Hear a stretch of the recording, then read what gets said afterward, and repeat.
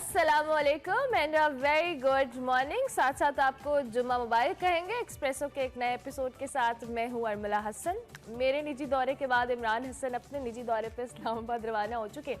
आज ये फ़राइज़ सर अंजाम मैं दूंगी, लेकिन स्टिल जी उम्मीद करते हैं बिल्कुल ठीक ठाक होंगे। आपका वीक बड़ा अच्छा गुजरा होगा और आप वीकेंड के लिए भी तैयार होंगे। रजब का महीना चल रहा है, बहुत सारे लोगों के लिए इसमें बहुत सारी एक्टिविटीज़ होती है। न्याज़ों का सिलसिला भी जारी रहता है, उस पर भी हम बात करेंगे। लेकिन आगे जाके हमने चूँकि मुल्क की सूरत हाल पे बात करते हैं, कुछ ऐसी खबरें हैं जो सुबह सुबह हम कोशिश करते हैं कि अच्छी खबरें सुनाने की कोशिश करें, बट अनफॉर्चुनेटली हमारे पास नहीं होती। लेकिन कुछ पेशरफ्त है सियासी मामलात में भी। लेकिन सबसे पहले जी, कल हमने एक फुटेज देखी सोशल मीडिया के ऊपर। कराची का इलाका है, सिविल लाइन, इसमें एक ट्रैफिक सिग्नल तोड़कर चलती जो कार है उसको रोकने पर खातून ने डीएसपी और बावर्दी एहलकार को धक्के दिए और थप्पड़ भी मार दिया। डीएसपी साहब ने जो मुश्तल खातून है उनसे ताउन की दरख्वास्त करते रहे। वायरल वीडियो हुई, कल हर न्यूज़ चैनल पे चली, सोशल मीडिया पे चली। पीआईडीसी ट्रैफिक सेक्शन के एहलकारों ने डॉक्टर ज़ियाउद्दीन रोड की जानिब से तेज़ रफ्तारी से आने वाली एक कार को रोका तो गुस्से से बेकाबू खातून ने पहले पुलिस अफसर को धक्के दिए और इस हवाले से धक्के के देने के बाद उन्होंने उनको थप्पड़ भी मारा। जिस पर सोशल मीडिया पे मैं काफ़ी चीज़ें देख रही थी, लोगों के कमेंट्स, लोगों की बातें क्रिटिसाइज़ कर रहे थे और ये वाकई सरासर ज़्यादती वाली बात है। क्योंकि एक तो टिंटेड जो आपके शीशे होते हैं गाड़ी के, वो ऑलरेडी मना किए गए हैं। उनकी गाड़ी के टिंटेड शीशे थे, साथ साथ वो तेज़ रफ्तारी कर रही थी और फैंसी नंबर प्लेट थी जिसकी वजह से उनको रोका गया। लेकिन उन्होंने रुकने की बजाय पहले तो गाड़ी से उतर के अच्छी खासी उनके साथ बहस की, उसके बाद उन्होंने उनको धक्के दिए और फिर उन्होंने थप्पड़ भी मारा। देखिए जी, ये वैसे तो हम सब रोड पे इस तरह से कई वाक़यात होते हैं, आप कभी कभी अच्छे मूड में नहीं होते, लेकिन इसका ये हरगिज़ मतलब नहीं है कि जो कानून नाफिज करने वाले इदारे हैं या ये हमारे ट्रैफिक वार्डन्स हैं, ये पुलिस एहलकार हैं, ये आप ही के लिए खड़े हैं। अगर आप इनके साथ इस तरह से बदतमीज़ी करेंगे, इनके साथ मार कुटाई करेंगे, तो फिर आप इनसे कैसे एक्सपेक्ट करते हैं कि अच्छा रवैया अपनाएं और आपके साथ कोऑपरेट करें। फिर जो वाक़यात हम देखते हैं कि किसी ट्रैफिक वार्डन ने किसी शहरी के साथ बदतमीजी कर दी, ये रिएक्शन है। जो आप अपना एक्शन शो करते हैं उसका रिएक्शन है। लेकिन फिर भी उन साहब पे सलाम है, अच्छी खासी उम्र के वो डीएसपी साहब है जिनको इन्होंने थप्पड़ मारा है। उन्होंने फिर भी बड़े तहम्मुल मिजाजी के साथ उनको टैकल किया, वरना ये जिस तरह से खातून ने मिसबिहेव किया है ये सरासर जस्टिफाइड आप नहीं कर सकती किसी भी सूरत पे। इनके खिलाफ जी पुलिस स्टेशन में सिविल लाइन में मुकदमा दर्ज कर लिया गया है कार्य सरकार में खिलाफ वर्जी के हवाले से, और इन्होंने जो मुदाखलत की है, लापरवाही से ड्राइविंग करने का इनके खिलाफ मुकदमा हुआ है। और वैसे एक और बात हम सब शहरियों का एज अ नेशन अंडरस्टैंड करने की ज़रूरत है कि ये शायद वाक़यात आज से 10 साल पहले रिपोर्ट होते तो हमें इतना फ़र्क ना पड़ता और हमें अंदाज़ा भी नहीं होता किस तरह के वाक़यात होते हैं। मगर अब सोशल मीडिया का दौर है, हर एक के हाथ में मोबाइल फ़ोन है, आप सड़क पर निकलें, आप ज़रा सी एक्टिविटी करते हैं, कहीं भी कैप्चर हो जाते हैं। तो ये एहतियात करें, इससे आप अपने तो इंप्रेशन ख़राब कर रही हैं, आप अपनी पूरी फैमिली को रिप्रेजेंट कर रही हैं। जिस तरह से आपने ये थप्पड़ मारा है और धक्कम पेल की है, इस तरह के वाक़यात अब नहीं होने चाहिए और इस पर एक्शन होना चाहिए, डेफिनेटली होना चाहिए।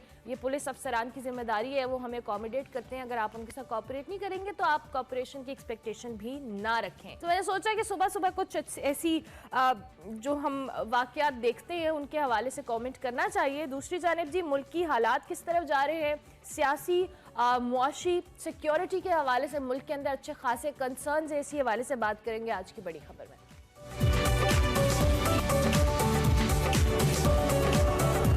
जी, बड़ी खबर में बात करें जी, मुल्क सियासी, मुआशी और सिक्योरिटी जंजाल में फंस चुका है। IMF से मुज़ाकरात जारी हैं, नए नए मुतालिबात सामने आ रहे हैं। सानिया पेशावर के बाद अमन अमान की सूरत हाल पर भी शदीद तशवीश पाई जा रही है।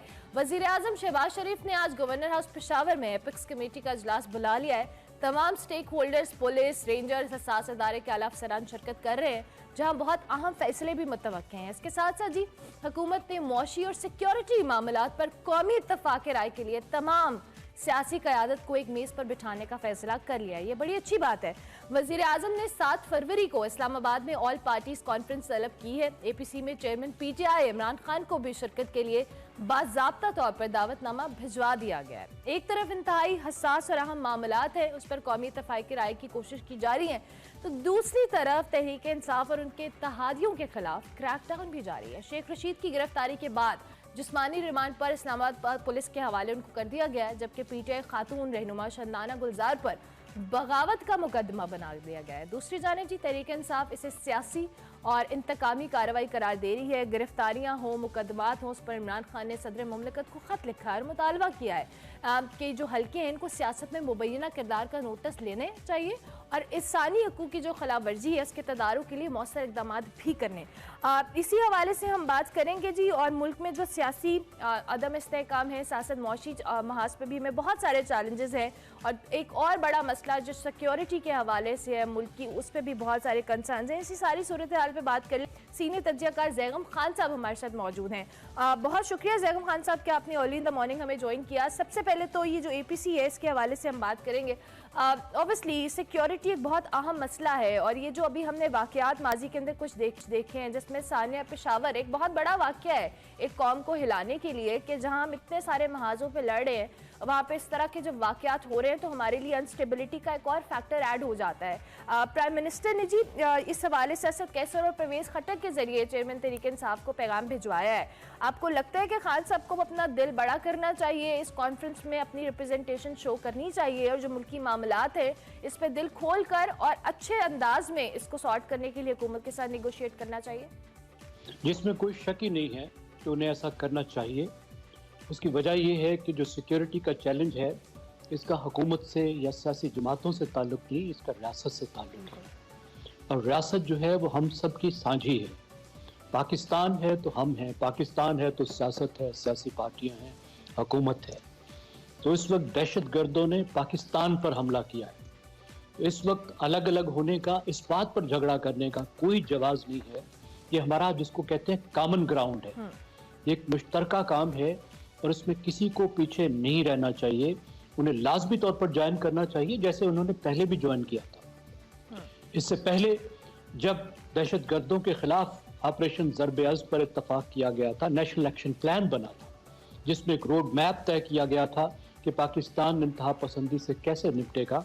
तो उस वक्त तमाम जमातें साथ शामिल थी, PTI भी शामिल थी और उसके बाद पाकिस्तान ने बहुत कामयाबी भी हासिल की, इन दहशत गर्दों को शिकस्त भी दी, इनको निकाल कर बाहर फेंक दिया।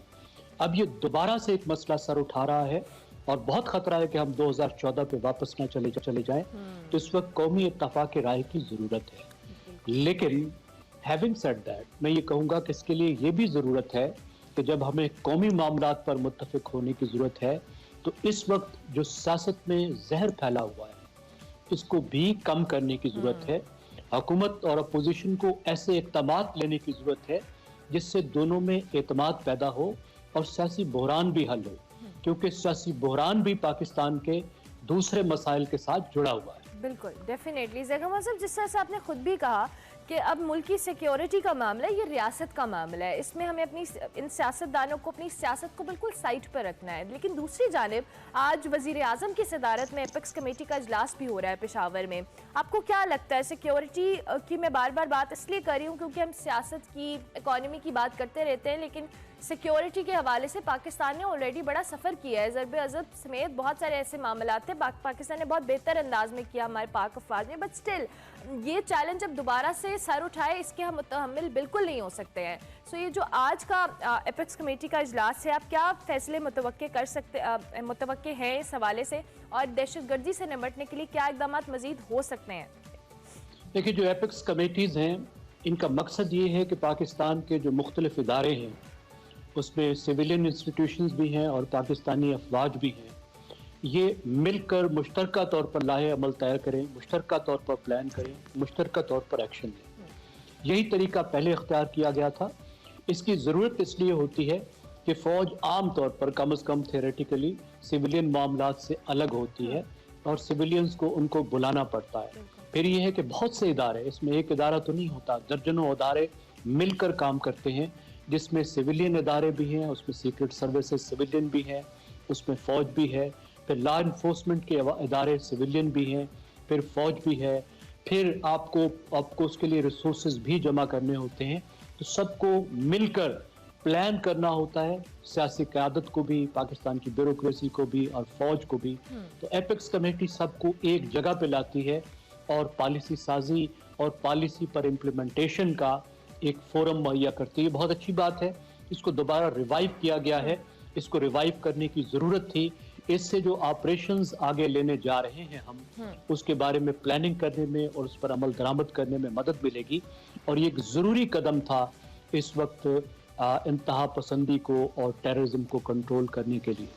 ज़ैनब सर, जिस तरह आपने अभी इस हवाले से बात की कि ये जो टेररिस्ट अटैक्स हो रहे हैं, अभी हम देख रहे हैं कि पॉलिसीज़ के हवाले से तो हम बात की हमने, लेकिन अनफॉर्चुनेटली माजी के अंदर अंदरूनी मामलात में भी अगर हम बात करें, हमारे सियासतदान हो, सियासी जमातें हों, उनके लीडरान हो, हमने पिछले कुछ अरसे में देखा है कि हमारे सिक्योरिटी इदारे हों, उनकी शख्सियात हों, उनको बड़ा डायरेक्ट टारगेट किया है। और उसकी वजह से एक पब्लिक के अंदर जो परसेप्शन है हमारी आर्म फोर्सेस को लेकर, वो बड़ा एक कह लेना बहुत मुश्किल का शिकार हुआ था। लोगों का परसेप्शन बड़ा चेंज हुआ था। लेकिन अब ये जिस तरह से वाक़यात ने दोबारा सर उठाना शुरू किया, आपको लगता है कि जो मुल्क के अंदरूनी मामलात में हमने इदारों को इस तरह से खुलकर टारगेट किया है, उसका एक असर ये है कि दीगर जो बैरूनी ताकतें हैं या क़ुव्वतें हैं, उनको भी मौका मिला है कि वो हमारे मुल्क के ऊपर मैली आंख उठा के देखें? बिल्कुल, इसमें कोई शक ही नहीं है। देखिए, जहाँ तक अफवाज का ताल्लुक है, अगर उनके अफसरान का जो सियासी रोल होता है, जिसको एस्टैब्लिशमेंट कहते हैं, उस पर तनकीद आप कर सकते हैं, एक महज़्ज़ब अंदाज में, एक इंटेलेक्चुअल अंदाज में। लेकिन किसी को ये हक नहीं होता कि अफवाज की वो तजलील करें या उनकी तौहीन करें। वैसे तो किसी की भी तजलील और तौहीन का किसी को हक नहीं है, लेकिन मसला ये होता है कि फ़ौज जो है वो पाकिस्तान के लिए या किसी भी मुल्क के लिए एक सिंबॉलिक हैसियत भी रखते हैं। यानी किसी भी मुल्क को आप देख लें, जब आप अपने मुल्क की बात करते हैं, इत्तेहाद की, इत्तफाक की बात करते हैं, तो सिंबल जो होता है वो फौजी होता है। और हर मुल्क में गुमनाम सिपाही का एक मज़ार होता है जहाँ पे वो आपको लेकर जाते हैं। तो जब आप अटैक करते हैं तो आप मुल्क के एक बेसिक सिंबल्स पर अटैक करते हैं, उससे बहुत से मुश्किलात पैदा होते हैं। एक तो ये बात है। दूसरी बात ये कि अगर आप इस तरह अटैक करेंगे तो फिर आप पाकिस्तान की सिक्योरिटी के अदारों का जो काम है उसको मुश्किल बना देते हैं। जैसे आपने अभी कहा कि इस वक्त हमें फिर से ज़रूरत पड़ गई है कि उन एरियाज़ में जहाँ पे दहशतगर्द वापस आ गए हैं, वहाँ फ़ौज जाए और कार्रवाइयाँ करे। अगर आप लोगों को फ़ौज के ख़िलाफ़ वहाँ उकसा देंगे तो फिर फ़ौज वहाँ उनका मदद ही नहीं कर पाएगी, उनका काम करना ही मुश्किल हो जाएगा। यानी आप अपना ही काम मुश्किल बना रहे हैं, मुल्क को मुश्किल में डाल रहे हैं, मुल्क की सिक्योरिटी को मुश्किल में डाल रहे हैं। ये काम फौरी तौर पर बंद होना चाहिए, इसका कोई जवाब नहीं है। आप तनकीद करें, करते रहें महज़्ज़ब पैराए में, पॉलिसी के अंदाज में। अगर आप समझते हैं कि कुछ लोगों ने ऐसा काम किया है जो उनके जो सरकारी रोल है उससे हट के, उस पर कोई किसी को नहीं पकड़ता, कुछ नहीं होता, फौज को भी नुकसान नहीं होता, हम भी तनकीद करते रहते हैं। लेकिन अफवाज पाकिस्तान, जिसको इंस्टीट्यूशनल आर्मी कहते हैं, फौज का वो रोल जो मुल्क की हिफाजत के लिए, और अफसरान का उनको ज़ाती तौर पर जाकर टारगेट करना, मुझे दुख होता है। ये अफसोसनाक बात है। ये रवैया कोई भी अपनाए ये गलत है, ये नहीं अपनाना चाहिए। ये काबिल मुज़म्मत है, डेफिनेटली आपने बिल्कुल सही कहा। दूसरी जानिब ज़ैनब सर, ये जो सियासत के अंदर जिससे तहरीक इंसाफ इंतकामी कार्रवाइयाँ कह रही है और इंतकामी सियासत कह रही है, मुकदमा दर्ज किए जा रहे हैं, बगावत, गद्दारी, इस तरह की दफात लगाई जा रही हैं। दूसरी जानिब शेख रशीद की गिरफ्तारी हो, फवाद चौधरी की गिरफ्तारी हो, शिंदाना गुलजार साहिबा के खिलाफ बगावत का मुकदमा किया है।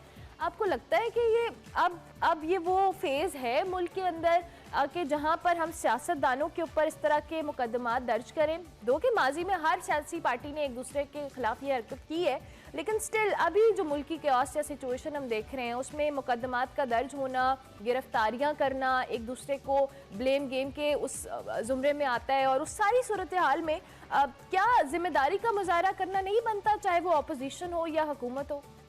आप बिल्कुल ठीक कह रही है। पाकिस्तान का बहुत बड़ा मसला रहा है और शुरू दिन से मसला रहा है कि पाकिस्तान की जो एलीट है, पॉलिटिकल एलीट है, वो एक दूसरे के साथ दस्तो गरेबान रही है और रूल्स ऑफ द गेम बनाने से कासिर रही है कि कैसे एक महज़्ज़ब अंदाज में सियासत की जाए और मामलात को और जमहूरियत को आगे चलाया जाए। हमने देखा कि 2006 में एक बड़ी कामयाबी हासिल हुई जब चार्टर ऑफ डेमोक्रेसी बनाया गया और उसकी वजह से पाकिस्तानी सियासत में एक तहजीब भी वापस आई, एक ठहराव आया, एक बर्दाश्त आई, एक दूसरे को बर्दाश्त करने के काबिल हुआ। पाकिस्तान में पहली दफ़ा ऐसी सूबाई हुकूमतें रहीं जो मरकज़ से मुख्तलिफ थी, उन्होंने पूरा दौर अपना मुकम्मल किया और किसी ने उनको तंग नहीं किया, यानी मरकज़ ने उनको परेशान नहीं किया।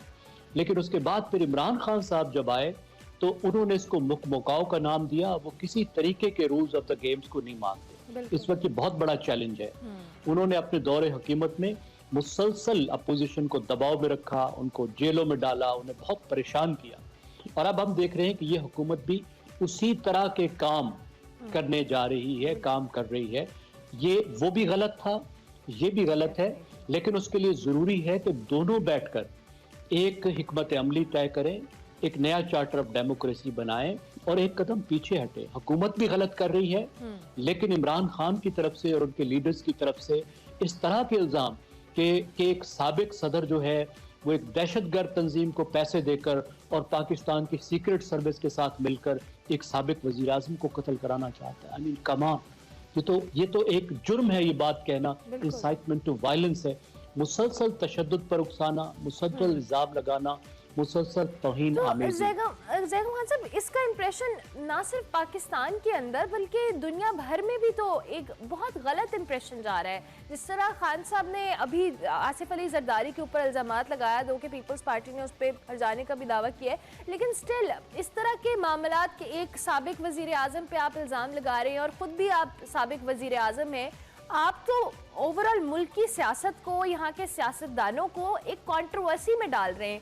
फिर आप कैसे एक्सपेक्ट कर सकते हैं कि बैरूनी दुनिया जो है वो आपको सीरियस ले, मुख्तलिफ इशूज़ के ऊपर जब आप आवाज़ उठाएं, आपकी आवाज़ सुनी जाए। IMF बहुत बड़ी एग्जाम्पल है कि हमने इस IMF से मुआहदे या किस के लिए हमने कितना सफ़र किया है, और अभी भी हमारे आने वाले दिनों में बहुत मुश्किलात होने वाली हैं, और सब जो मुश्किलात हैं वो आवाम के लिए हैं, शायद इन सियासतदानों के लिए नहीं है। आप बिल्कुल दुरुस्त कह रही हैं कि अशराफिया का क्या जाता है, इन लोगों के घर तो महफूज हैं। जो तकलीफ उठानी है वो तो हमने, आपने, अवाम ने, और ख़ास तौर पे जो 50% गरीब अवाम है पाकिस्तान की, उन्होंने उठानी है।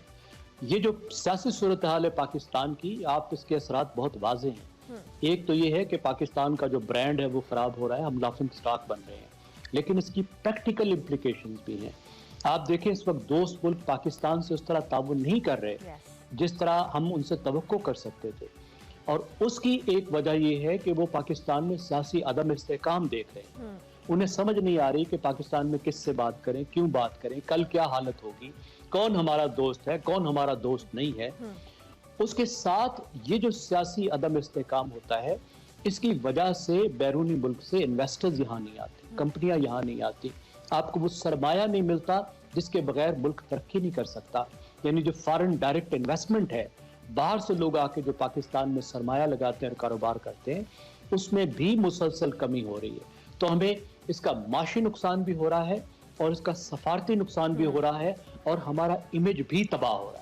उसके साथ साथ अब एक परसों में एक रिपोर्ट पड़ी थी उसमें कि पाकिस्तान से जो ब्रेन ड्रेन का मामला है, नौजवान बहुत सारे, बहुत बड़ी तादाद में बाहर जाकर मुल्क में जो अनस्टेबिलिटी है उसकी वजह से नौकरियां तलाश करने के लिए बाहर गए, और ये एक बहुत बड़ा मसला है इन द फ्यूचर रन कि हमारे मुल्क से जो हमारी यूथ है जिसने आगे सारा सेटअप लेके चलना है, अच्छी एजुकेशन हासिल करते हैं, पढ़ते हैं, लिखते हैं, जब वो यहाँ पे इतनी अनसर्टेनिटी देख रहे हैं तो आइंदा आने वाले सालों में या वक्त में हमें बहुत चैलेंजेस होने वाले हैं अगर हमारी यूथ इंटरेस्टेड ही नहीं है और वो इतनी अनसर्टेनिटी की हालत में यहाँ रहना ही नहीं चाहती।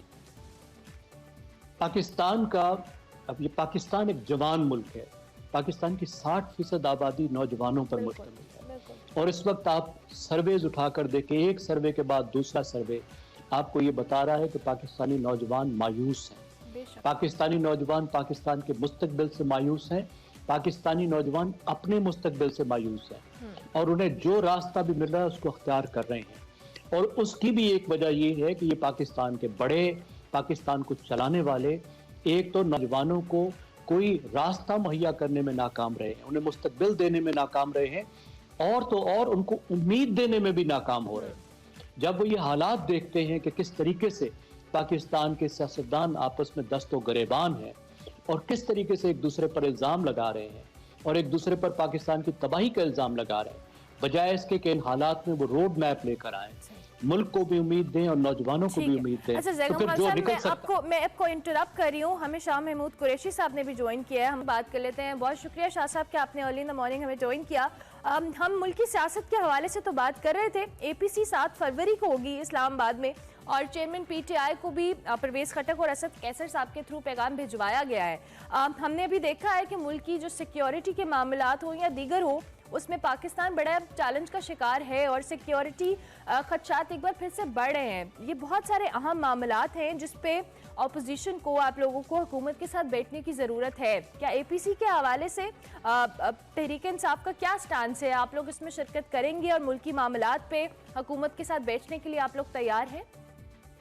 देखिए, पहली बात तो ये है, ये मुल्क हमारा है और इस मुल्क का तहफ़्फ़ुज़ और इस मुल्क के मफादात हमें अपनी ज़ात और जमात से ज़्यादा अजीज है। ये तो बुनियादी चीज़ है। पाकिस्तान कम्स फर्स्ट, ठीक? ये सबका मुल्क है और इसके मफादात का तहफ़्फ़ुज़ हम सब पर लागू भी है, लाजिम भी है। इस पे तो कोई बहस नहीं। सवाल ये है कि अभी तो जो मेरी इतलात हैं वो मीडिया की इतलात हैं, राब्ता किस नौइयत का हुआ है, एपीसी का एजेंडा क्या है, क्या नहीं है, ये तफसीलात मेरे सामने नहीं है। यकीनन इस पर पार्टी मशावरत करेगी और मशावरत के बाद कोई इस पर अपना लाएअमल मुरतब करेगी। लेकिन देखना ये है कि ये नौबत कैसे पहुंची, क्यों पहुंची और हुकूमत की तरजीहात क्या रही हैं। मुझे अफसोस से कहना पड़ रहा है कि जब से ये पीडीएम की गवर्नमेंट आई है, इनकी तरजीहात में नेशनल एजेंडा, और मैंने बारहा कहा है, मेरे आप मैं यके बाद दीगर बयानात उठा के देख ले, मैंने बारहा कहा है कि इनका फोकस नेशनल एजेंडा नहीं है, पर्सनल एजेंडा है। नेशनल एजेंडा की तरजीहात क्या है? हमने दहशतगर्दी का मुकाबला करना है, जिस पर पाकिस्तानी कौम ने बहुत बड़ी कुर्बानी दी है। हजारों कैजुअल्टीज हुई हैं, जानों के नजराने पेश किए गए हैं, हमारी फौज ने किए हैं, हमारी पुलिस ने किए हैं और आम शहरियों ने बहुत बड़ी कीमत अदा की है। खास तौर पर खैबर पख्तूनख्वा के लोगों ने, खास तौर पर बलूचिस्तान के लोगों ने बड़ी कीमत अदा की है। कराची में, पंजाब में भी वाकयात हुए हैं, इससे कोई इनकार नहीं कर सकता, लेकिन उन्होंने ज्यादा कीमत अदा की है। अब एक बहुत बड़ा ट्रांजिशन आया अफगानिस्तान में। उस ट्रांजिशन को सामने रखते हुए हमें देखना था हमने आगे कैसे बढ़ना है। मुझे अफसोस से कहना पड़ रहा है, इस गवर्नमेंट की वो तरजीह नहीं थी। हमारे फॉरेन मिनिस्टर के पास टाइम ही नहीं है कि वो अफगानिस्तान का चक्कर लगा सके, वो बैठकर देखें कि हमने आगे कैसे बढ़ना है, हमने माजी में क्या प्रोग्रेस की थी और उस प्रोग्रेस को आगे लेकर कैसे चलना है। हमने इतनी जिसे कहते हैं ना, कुर्बानियां दी हैं अपने अफगान भाइयों के लिए और उनको घर दिया, उनको प्रोटेक्शन दी, उनकी राहदारी में, उनकी ट्रेड में, उनकी सेहत में, उनकी एजुकेशन में जो कुछ हम फैसिलिटेट कर सके अपने महदूद वसाइल के अंदर हमने किया, एक गुडविल जनरेट की। आज मैं देख रहा हूं मुझे वो गर्मजोशी बदकिस्मती से दिखाई नहीं दे रही जो हमने जनरेट की थी। हमने एपीसी, आपको याद है, हमने एपीसी माफ कीजिए, हमने ओआईसी का इजलास बुलाया था जिस पे हमने अफगानिस्तान पर फोकस किया था। दुनिया के वज़रा खारजा यहाँ आए थे, इंटरनेशनल इंस्टीट्यूशंस यहाँ आए थे और हमने अफगानिस्तान के जो फॉरेन मिनिस्टर हैं उनको भी एज एन ऑब्जर्वर बुलाया था, उनको मौका दिया था गुफ्तगू करने का। इतनी पेशरफ्त हमने जो की, इन्होंने 8-9 महीनों में, मुझे कहने दीजिए प्लीज, इन्होंने जाया कर दिया। इसी तरह मईशत में हमें बिगड़ी हुई मईशत मिली, हमने इक़दामात उठाए, कोरोना के बावजूद मैक्रो इकोनॉमिक हासिल की, ग्रोथ की तरफ ले गए 6% ग्रोथ हुई, रेमिटेंसेस बढ़ी, टैक्स कलेक्शन बढ़ी, एक्सपोर्ट्स बढ़ी। 9 महीनों में आपने देखा इनने बेड़ा गर्क कर दिया। क्यों? पर्सनल एजेंडा, अपने केसेस। देखिए आप बात तो मुकम्मल नहीं करने देंगे तो मैं बात नहीं कर पाऊंगा। देखिए नहीं, आप मुझे इंटरप्ट करेंगे, मैं बात नहीं कर पाऊंगा। प्लीज अगर मुझे मौका देते हैं तो फोन कीजिए। अगर नहीं देना, कोई कमी की वजह से, इसीलिए मैं आपसे कह रही थी कि आप अपनी बात को वाइंड अप कर लीजिएगा। वक्त की कमी है, अदरवाइज तो मैं बिल्कुल इंटरप्ट नहीं करूंगा। ओके बीबी, मैं ये कहना चाह रहा हूँ कि इस हुकूमत की हमें नीयत पर एक ट्रस्ट डेफिसिट है। एक तरफ इंतकामी कार्रवाइयां जोरों शोर से जारी हैं, एक तरफ हमें पर दबाव डाला जा रहा है और दूसरी तरफ दावत दी जा रही है। पहले अपनी नियतों को तो साफ करो, तुम चाहते क्या हो?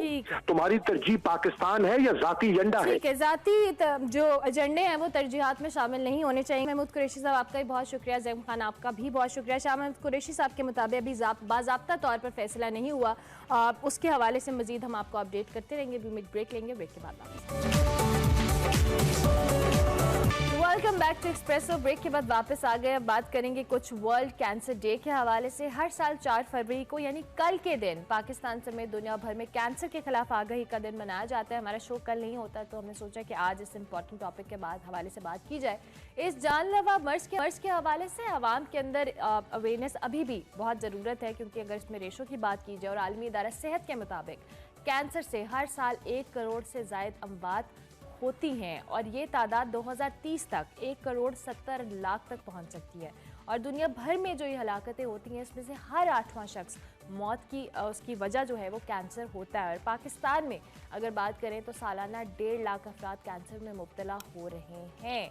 अगर मर्ज पर तशवीश का इजहार किया जाता है, लेकिन अमली तौर पर हम बात करें तो बहुत चीज़ें हैं जिस पर हमें भी काम करने की ज़रूरत है।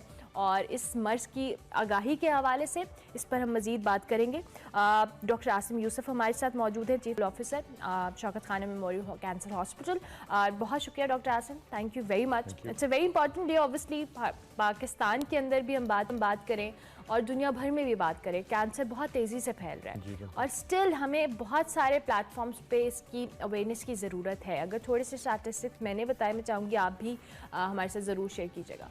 शुक्रिया। सो जैसे आपने कहा, वर्ल्ड कैंसर डे कल सेलिब्रेट किया जा रहा है और इस साल इसकी जो थीम है या जो फोकस है वो है कि इलाज में जो तफरीक है उसका ख़ात्मा किया जाए, कि ना सिर्फ सबको एक जैसी सहूलियात मिलें बल्कि जो नताइज हैं कैंसर के इलाज के वो भी एक जैसे हों दुनिया भर में।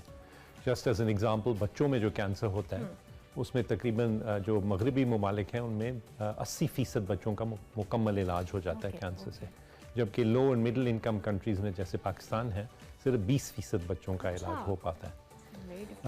सिमिलरली जो ख़वातीन में छाती का कैंसर है, जो पाकिस्तान में कॉमनेस्ट कैंसर है और ख़वातीन में ऑब्वियसली सबसे कॉमन है, उसमें भी क्योंकि लेट स्टेज में ख़वातीन प्रेजेंट होती हैं, डायग्नोज होती हैं, तो उसमें फिर जो एक ऐसी बीमारी जिसका मुकम्मल इलाज मुमकिन है वो ला इलाज हो जाता है जब तक वो डायग्नोज हो।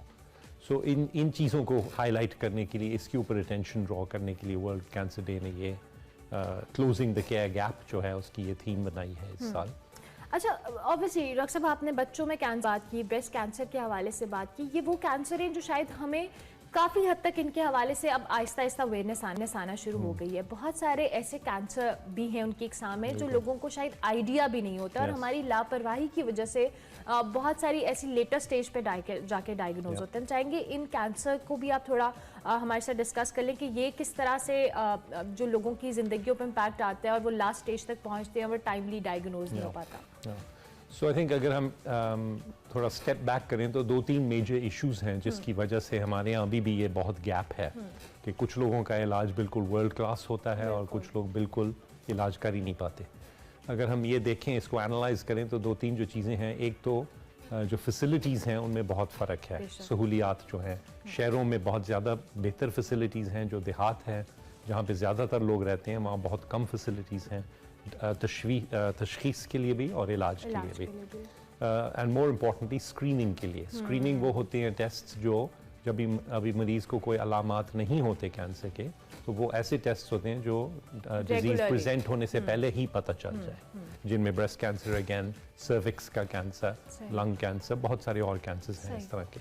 फिर एक नॉलेज और स्किल्स का गैप है कि जो हेल्थ केयर वर्कर्स भी हैं उनको अक्सर वो अप टू डेट इतने नहीं होते अबाउट स्क्रीनिंग मोडालिटीज़ और ट्रीटमेंट क्या पॉसिबल है, अर्ली डायग्नोसिस के बारे में, एंड ऑब्वियसली पब्लिक में भी अवेयरनेस नहीं है। सो जो हमारे लोग हैं उनको अक्सर पता नहीं होता कि जो सिम्टम्स हैं वो कैंसर के अलामात हो सकते हैं। उनका ख्याल होता है कि ये एक स्ट्रेट फॉरवर्ड इलनेस है, खांसी, बलगम, ज़ुकाम एक्सेट्रा, सिंपल ट्रीटमेंट्स करते रहते हैं जब तक कि डायग्नोज होता है फिर वो काबिल इलाज नहीं रहता।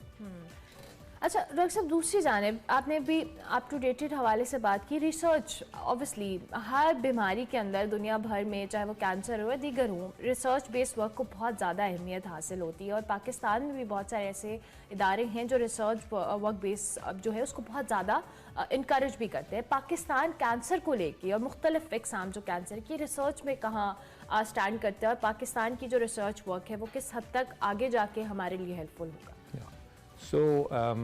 पाकिस्तान में अब कई जगहों पे रिसर्च हो रही है कैंसर पे, ऐसा नहीं है कि बिल्कुल नहीं है, लेकिन बाकी मुल्कों के मुकाबले में बहुत कम है। इसकी एक बहुत बड़ी वजह यह है कि हमारे यहाँ फंडिंग नहीं है रिसर्च की, उस तरह डेडिकेटेड फंडिंग नहीं मिलती, ना गवर्नमेंट से ना प्राइवेट सेक्टर से, रिसोर्सेज से। इसके बावजूद बहुत अब इम्प्रूवमेंट हुई है रिसर्च पब्लिकेशंस में भी और आउटपुट में।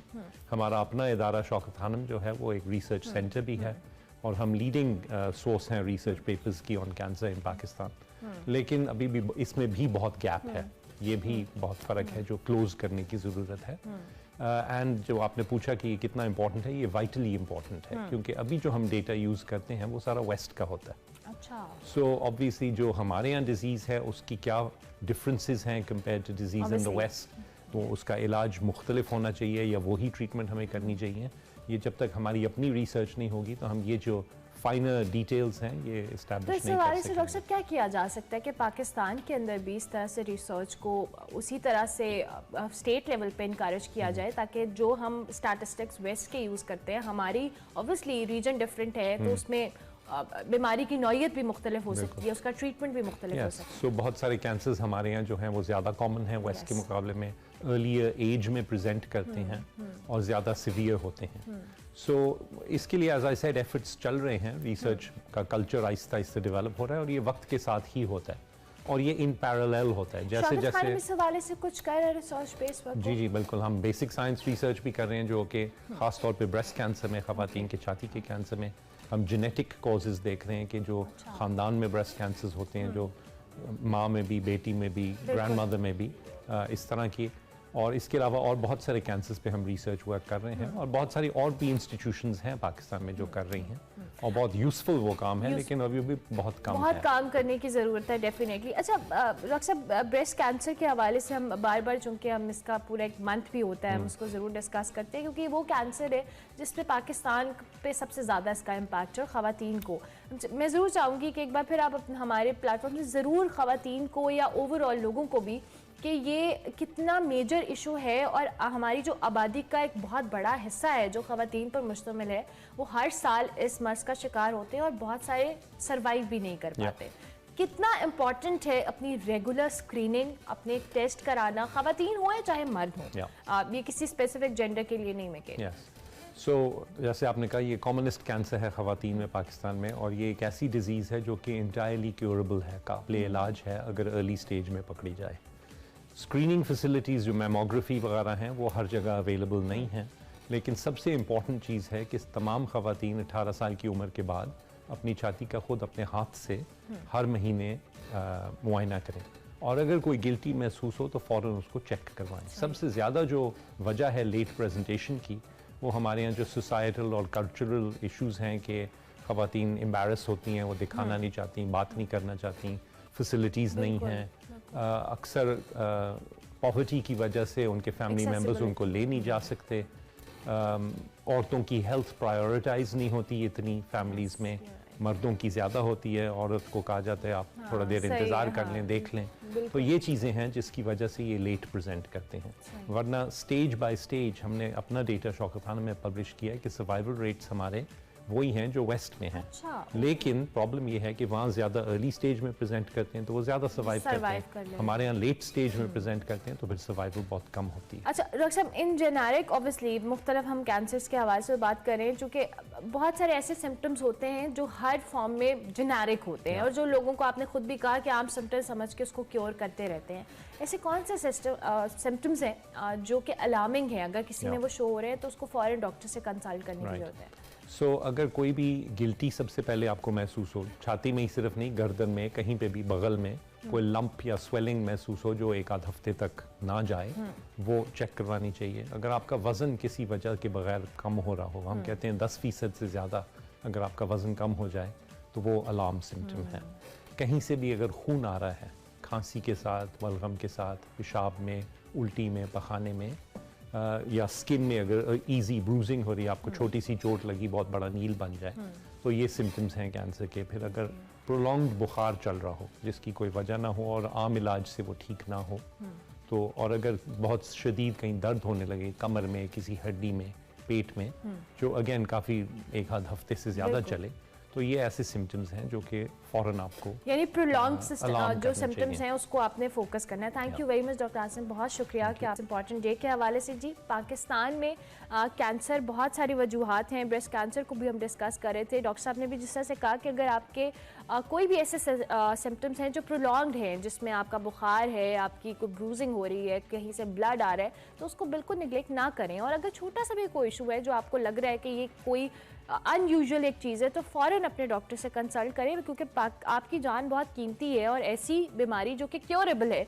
उससे आपको अगर प्रॉपर ट्रीटमेंट मिल जाए और आप ठीक हो जाएं, इससे बड़ी नेमत और क्या हो सकती है। सो वर्ल्ड कैंसर डे के हवाले से हमने जी बात की। उम्मीद करते हैं कि काफ़ी इन्फॉर्मेटिव हमारा सेगमेंट रहा होगा। अभी हम एक ब्रेक लेते हैं, ब्रेक के बाद वापस आते हैं। आप देखते रहिए Expresso. Welcome back to Expresso. Break के बाद वापस आ गए और अब आपकी मुलाकात करवाएंगे एक्सप्रेसो हीरो से। कराची की माड़ी से ताल्लुक़ रखने वाले फरीद अहमद की बात कर रहे हैं, जिन्होंने दुबई में होने वाली प्रोफेशनल बॉक्सिंग फाइट जीत ली है। फरीद अहमद ने प्रोफेशनल बॉक्सिंग फाइट में शानदार कारकर्दगी का मुजाहरा करते हुए 58 किलोग्राम कैटेगरी में युगांडा के बॉक्सर लुइस को पहले ही राउंड में नॉकआउट किया और फतह अपने नाम कर ली। इस हवाले से मजीद बात करते हैं, फरीद हमारे साथ मौजूद हैं। फरीद अहमद, बहुत शुक्रिया कि आपने हमें ज्वाइन किया। सबसे पहले तो हम आपको मुबारकबाद देंगे बॉक्सिंग फाइट जीतने के ऊपर। ऑब्वियसली बहुत बड़ी अचीवमेंट है पाकिस्तान के लिए भी, हमारे लिए भी और आपके लिए भी स्पेसिफिकली। कैसा लग रहा है जीत के? बहुत खुशी हो रही है कि मैंने पाकिस्तान के लिए ये फाइट जीती और पाकिस्तान का फ्लैग मैंने वह ऊंचा किया और पाकिस्तान पूरे रिंग में पाकिस्तान का फ्लैग को ले रहा है। बहुत खुशी हुई है। अच्छा, इस इवेंट के लिए कितनी तैयारी की थी ऑब्वियसली, और बॉक्सिंग आप कब से हैं, कितना टाइम हो गया आपको? बॉक्सिंग तो मैं बचपन से खेल रहा हूँ और इसके लिए लाजमी सी बात है, पाकिस्तान को रिप्रेजेंट कर रहा था, तो काफ़ी ट्रेनिंग की इसके लिए। अल्हम्दुलिल्लाह 3 टाइम मैं ट्रेनिंग करता था और उसका नतीजा अल्लाह ताला ने मुझे दिया और मुझे कामयाबी से नवाजा। आपने पहले ही राउंड में नॉकआउट कर दिया युगांडा के जो फाइटर हैं उनको। अब ऑब्वियसली बड़ा मुश्किल काम है जब आप पाकिस्तान के अंदर ट्रेनिंग कर रहे हो और इंटरनेशनली जाके आप खेल रहे हो। आपको क्या लगा, आपका क्या प्लस पॉइंट था जिसने आपको डोमिनेट किया दूसरे प्लेयर के ऊपर? जो वो फाइटर था वो काफी टफ था, लेफ्ट हैंडी था, तो क्योंकि उनके हमारे पास टाइम मिला था 2 मंथ का, तो उस प्लेयर के अगर मतलब ट्रेनिंग मिली थी हमें, उसी की तरह उसकी जो वीक पॉइंट है मैंने उस पे काम किया। तो मैंने जो उसकी गलती थी तो मैंने उसी जगह पे तकरीबन 30 सेकेंड में उसको नॉकआउट किया, क्योंकि उनकी जो गलती थी वो मुझे पता था कि लेफ्ट हैंडी कौन सी गलती करता है, तो उसको वहाँ मारो कि वो गिर जाए। तो अल्हम्दुलिल्लाह उसको मैंने 30 सेकेंड के अंदर मतलब नॉकआउट कर दिया। जबरदस्त। तो अच्छा, मुझे ये बताएं फरीद अहमद, आप किस तरह से अपनी ट्रेनिंग सेशंस हैं आपके जो बॉक्सिंग के लिए, आप कहाँ पर करते हैं ट्रेनिंग, कौन आपको ट्रेनिंग कराता है, आपके कोच कौन है, इस हवाले से भी बताएं। मैं क्यामाड़ी बॉक्सिंग क्लब में ट्रेनिंग करता हूँ जो कैपिटल ग्राउंड के पास है। क्यामाड़ी में जो हमारे को ट्रेनिंग करवाते हैं, मेरे जो उस्ताद मोहतरम है वो तनवीर उस्ताद है उनके, मेरे प्लस 200 उनके और शागिर्द है। जबरदस्त। तो आप किस तरह से ट्रेनिंग करते हैं? क्या आपने अपना पैटर्न सेट किया हुआ है जिसके लिए आप इन मुकाबलों के लिए तैयारी करते हैं? जब आप मॉर्निंग ट्रेनिंग होती है, मैंने अभी मैं ट्रेनिंग करके ही आया हूँ। मॉर्निंग ट्रेनिंग किए और फिर इसके बाद मैं थोड़ा नाश्ता करके फिर मैं दोपहर की ट्रेनिंग होगी, फिर रात की ट्रेनिंग में साल होगी लास्ट। जो फिजिकल ट्रेनिंग पे मैं ज़्यादा ध्यान देता हूँ, फिजिकल ट्रेनिंग से आप स्ट्रांग होते हो, मजबूत। तो फरीद ये बताएं, आप ये जो सब ट्रेनिंग करते हैं, कोचेज ऑब्वियसली फाइनेंशियल एस्पेक्ट से आपको कोई फेडरेशन सपोर्ट करती है या सिर्फ आप अपने तौर पे कर रहे हैं? और आपने अपने तौर पे ही जब आप गए हैं दुबई, आपने पार्टिसिपेट किया है, ये सिर्फ आप सेल्फ फाइनेंस पे गए थे या किसी ने आपको सपोर्ट किया? किसी ने तो मुझे सपोर्ट अभी तक नहीं किया, ना उससे पहले किया था, पर अल्हम्दुलिल्लाह मुझे अपने उस्ताद है और मुझे कोई यहाँ पर एक मोबाइल वाले मिसाल वो थोड़े थोड़े सपोर्ट करते, पर अभी तक तो मुझे किसी ने सपोर्ट नहीं किया। मैंने अपने मदद आप। तो अभी आप जब जीत कर आए थे तो किसी ने आपका इस्तकबाल किया या आपको हुकूमती साइड से कोई एप्रिसिएशन या कोई कॉल आई? नहीं, अभी तक किसी की ना कॉल आई है ना किसी ने इस्तकबाल किया है। फैमिली ने तो बड़ा शानदार इस्तकबाल किया है आपका। हमारे सारे क्लब के जो थे अपने मेंबर थे, हमारे उस्ताद थे, तो मुझे वो सारे अपने ही थे सारे। जबरदस्त। इन द एंड फरीद कुछ कहना चाहें हमारे प्लेटफॉर्म से? आपने ये चैंपियनशिप जीती है, आइंदा फ्यूचर में क्या प्लान है? कौन सी चैंपियनशिप को आप जिसमें आप तैयारी करने वाले हैं, जिसमें आप पार्टिसिपेट करने का सोच रहे हैं?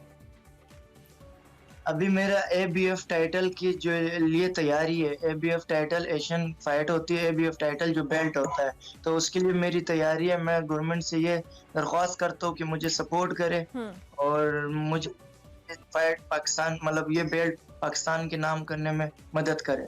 अच्छा ये बताइए, ऑब्वियसली ये जो चैंपियनशिप होती है इंटरनेशनली, इसमें जब आप पार्टिसिपेट करने के लिए जाते हैं तो ऑब्वियसली तैयारी बड़ी डिफरेंट होती है, तो उसके लिए भी आपको कोई स्पेसिफिक या स्पेशल चीज़ आप करते हैं या आपका वही रूटीन के जो पैटर्न्स होते हैं बस आप उसको बढ़ा लेते हैं?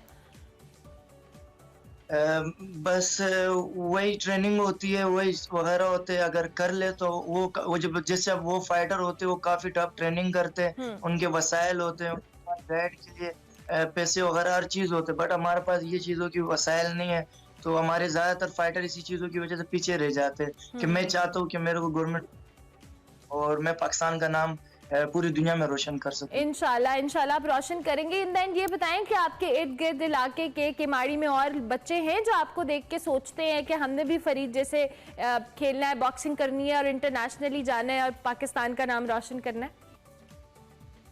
जी, इस तरह के बहुत लड़के और हमारे जो केमाड़ी से बहुत लड़के अभी आए, मतलब क्लब में, ये मुझे देख के और मोहतरम को देख के, तो बहुत से जो नेगेटिव मतलब रास्तों पे घूमते या ग्राउंडों में घूमते, आपको क्या पता है, तो सारे अभी स्पोर्ट्स की तरफ आ रहे हैं। जबरदस्त। यानी आप बहुत सारे लोगों के लिए इंस्पिरेशन हैं और बहुत फख्र की बात है कि आपने ये चैंपियनशिप जीती है। अल्लाह ताला आपको मजीद कामयाबियां दे। अच्छा लगा आपसे बात करके फरीद, बहुत शुक्रिया और एक बार फिर से मुबारकबाद। लेकिन साथ साथ ये अफसोस भी कि जनाब ये इतना अच्छा टैलेंट है जो अपने तौर पर कोशिश करते हैं, कहीं ना कहीं पहुंचते हैं, लेकिन फाइनेंसेस ना होने की वजह से, हुकूमती सरपरस्ती ना होने की वजह से ये इस तरह के मसाइल का शिकार होते हैं और बहुत हद तक अपने आप को नहीं कर पाते प्रूफ। लेकिन स्टिल जी, फरीद जैसे बहुत सारे हीरोज हैं जिनको हम एक्सप्रेसो में बुलाना नहीं भूलते। अभी हम एक ब्रेक लेंगे, ब्रेक के बाद वापस आएंगे। Welcome back to Expresso. Break के बाद वापस आ चुके हैं जी। कुछ इकोनॉमी के हवाले से बात करेंगे। हुकूमत और IMF के दरमियान मुज़ाकरात का आज चौथा दौर होगा। कल तक हुकूमत IMF की सख्त शराइत पर आंखें दिखा रही थी, मगर आज ये शराइत मान रही है। डॉलर और पेट्रोल के हवाले से अगर हम बात करें तो उसके बाद बिजली बम भी तैयार है और बिजली 6.79 रुपये महंगी करने की तैयारियां भी शुरू हो चुकी हैं। IMF ने जी बिजली और गैस सेक्टर में गर्दिशी कर्जा खत्म करने का मुतालबा भी कर दिया और IMF का 300 यूनिट्स तक रिलीफ की दरख्वास्त मानने से इनकार भी कर दिया है। दूसरी जानिब जी, अवाम महंगाई की दुहाइयां देती नजर आ रही है, लेकिन मुल्क में महंगाई का जो 47 साल रिकॉर्ड है वो टूट के आया। अफराते ज़र की शरह 5 दहाइयों की बुलंद तरीन सतह पर पहुंच चुकी है। ऐसे जो शरह है वो 27.6% हो गई है। इससे पहले मई 1975 में अफराते ज़र 8 रिकॉर्ड की गई थी, जबकि जनवरी 2022 की बात की जाए तो उसमें जो ये शरह थी 13% थी।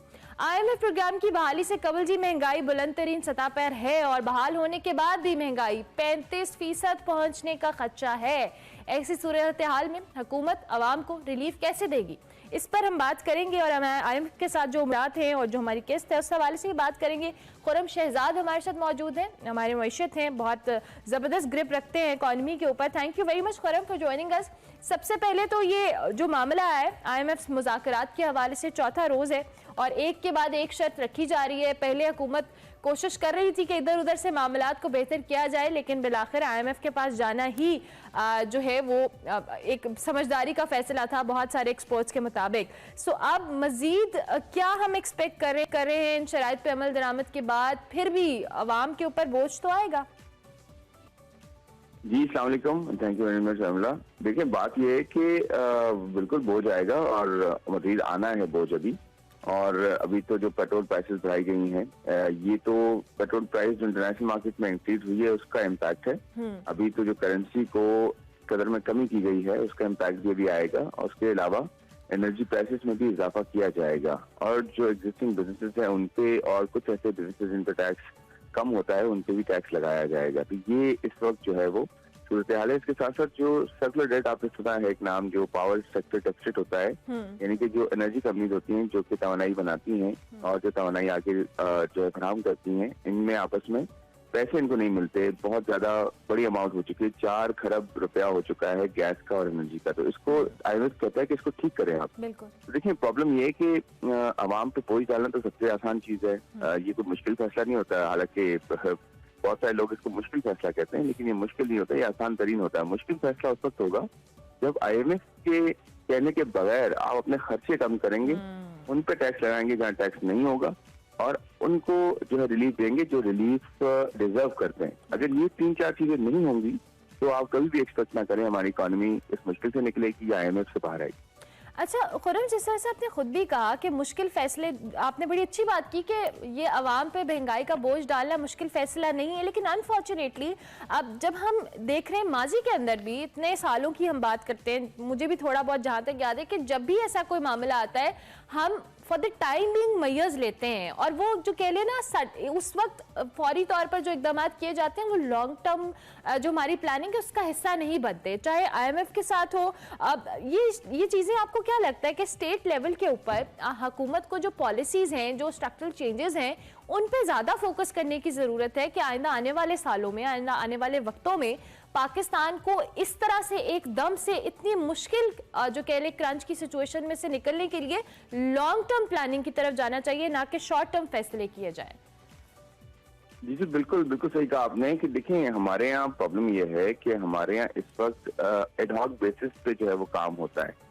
अभी से मुराद ये कई सालों से पिछले एडहॉक बेसिस पे होता है कि अभी ये प्रॉब्लम आया हुआ है, इसको किस तरह से बस हल करके टाल दें और जो है ना वो इसको फिर वो खुद ही ठीक हो जाएगा। अब प्रॉब्लम ये है कि हमारे यहाँ जो पहले एक मईशत में प्रॉब्लम्स आते थे वो हर 5 साल बाद आते थे, अब प्रॉब्लम 3 साल बाद आने शुरू हो गए। आप ये देखें तो इसका मतलब ये हुआ ना कि आपके यहाँ ना सिर्फ ये कि प्लानिंग का भुगतान है, बल्कि लोग कॉम्पिटेंट भी नहीं है। आपको पता ही नहीं है कि किस मामले में, किस प्रॉब्लम में क्या करना है, और इसको दोबारा से ना आने के लिए या रोकने के लिए वो कौन से इक़दाम करने हैं जो कि ये हर 5 साल बाद या हर 3 साल बाद या हर 2 साल बाद ना आए। मिसाल के तौर पे अब देखें, एनर्जी क्राइसिस जो है, हर गवर्नमेंट एनर्जी क्राइसिस को बढ़ाती गई है, किसी ने हल नहीं किया।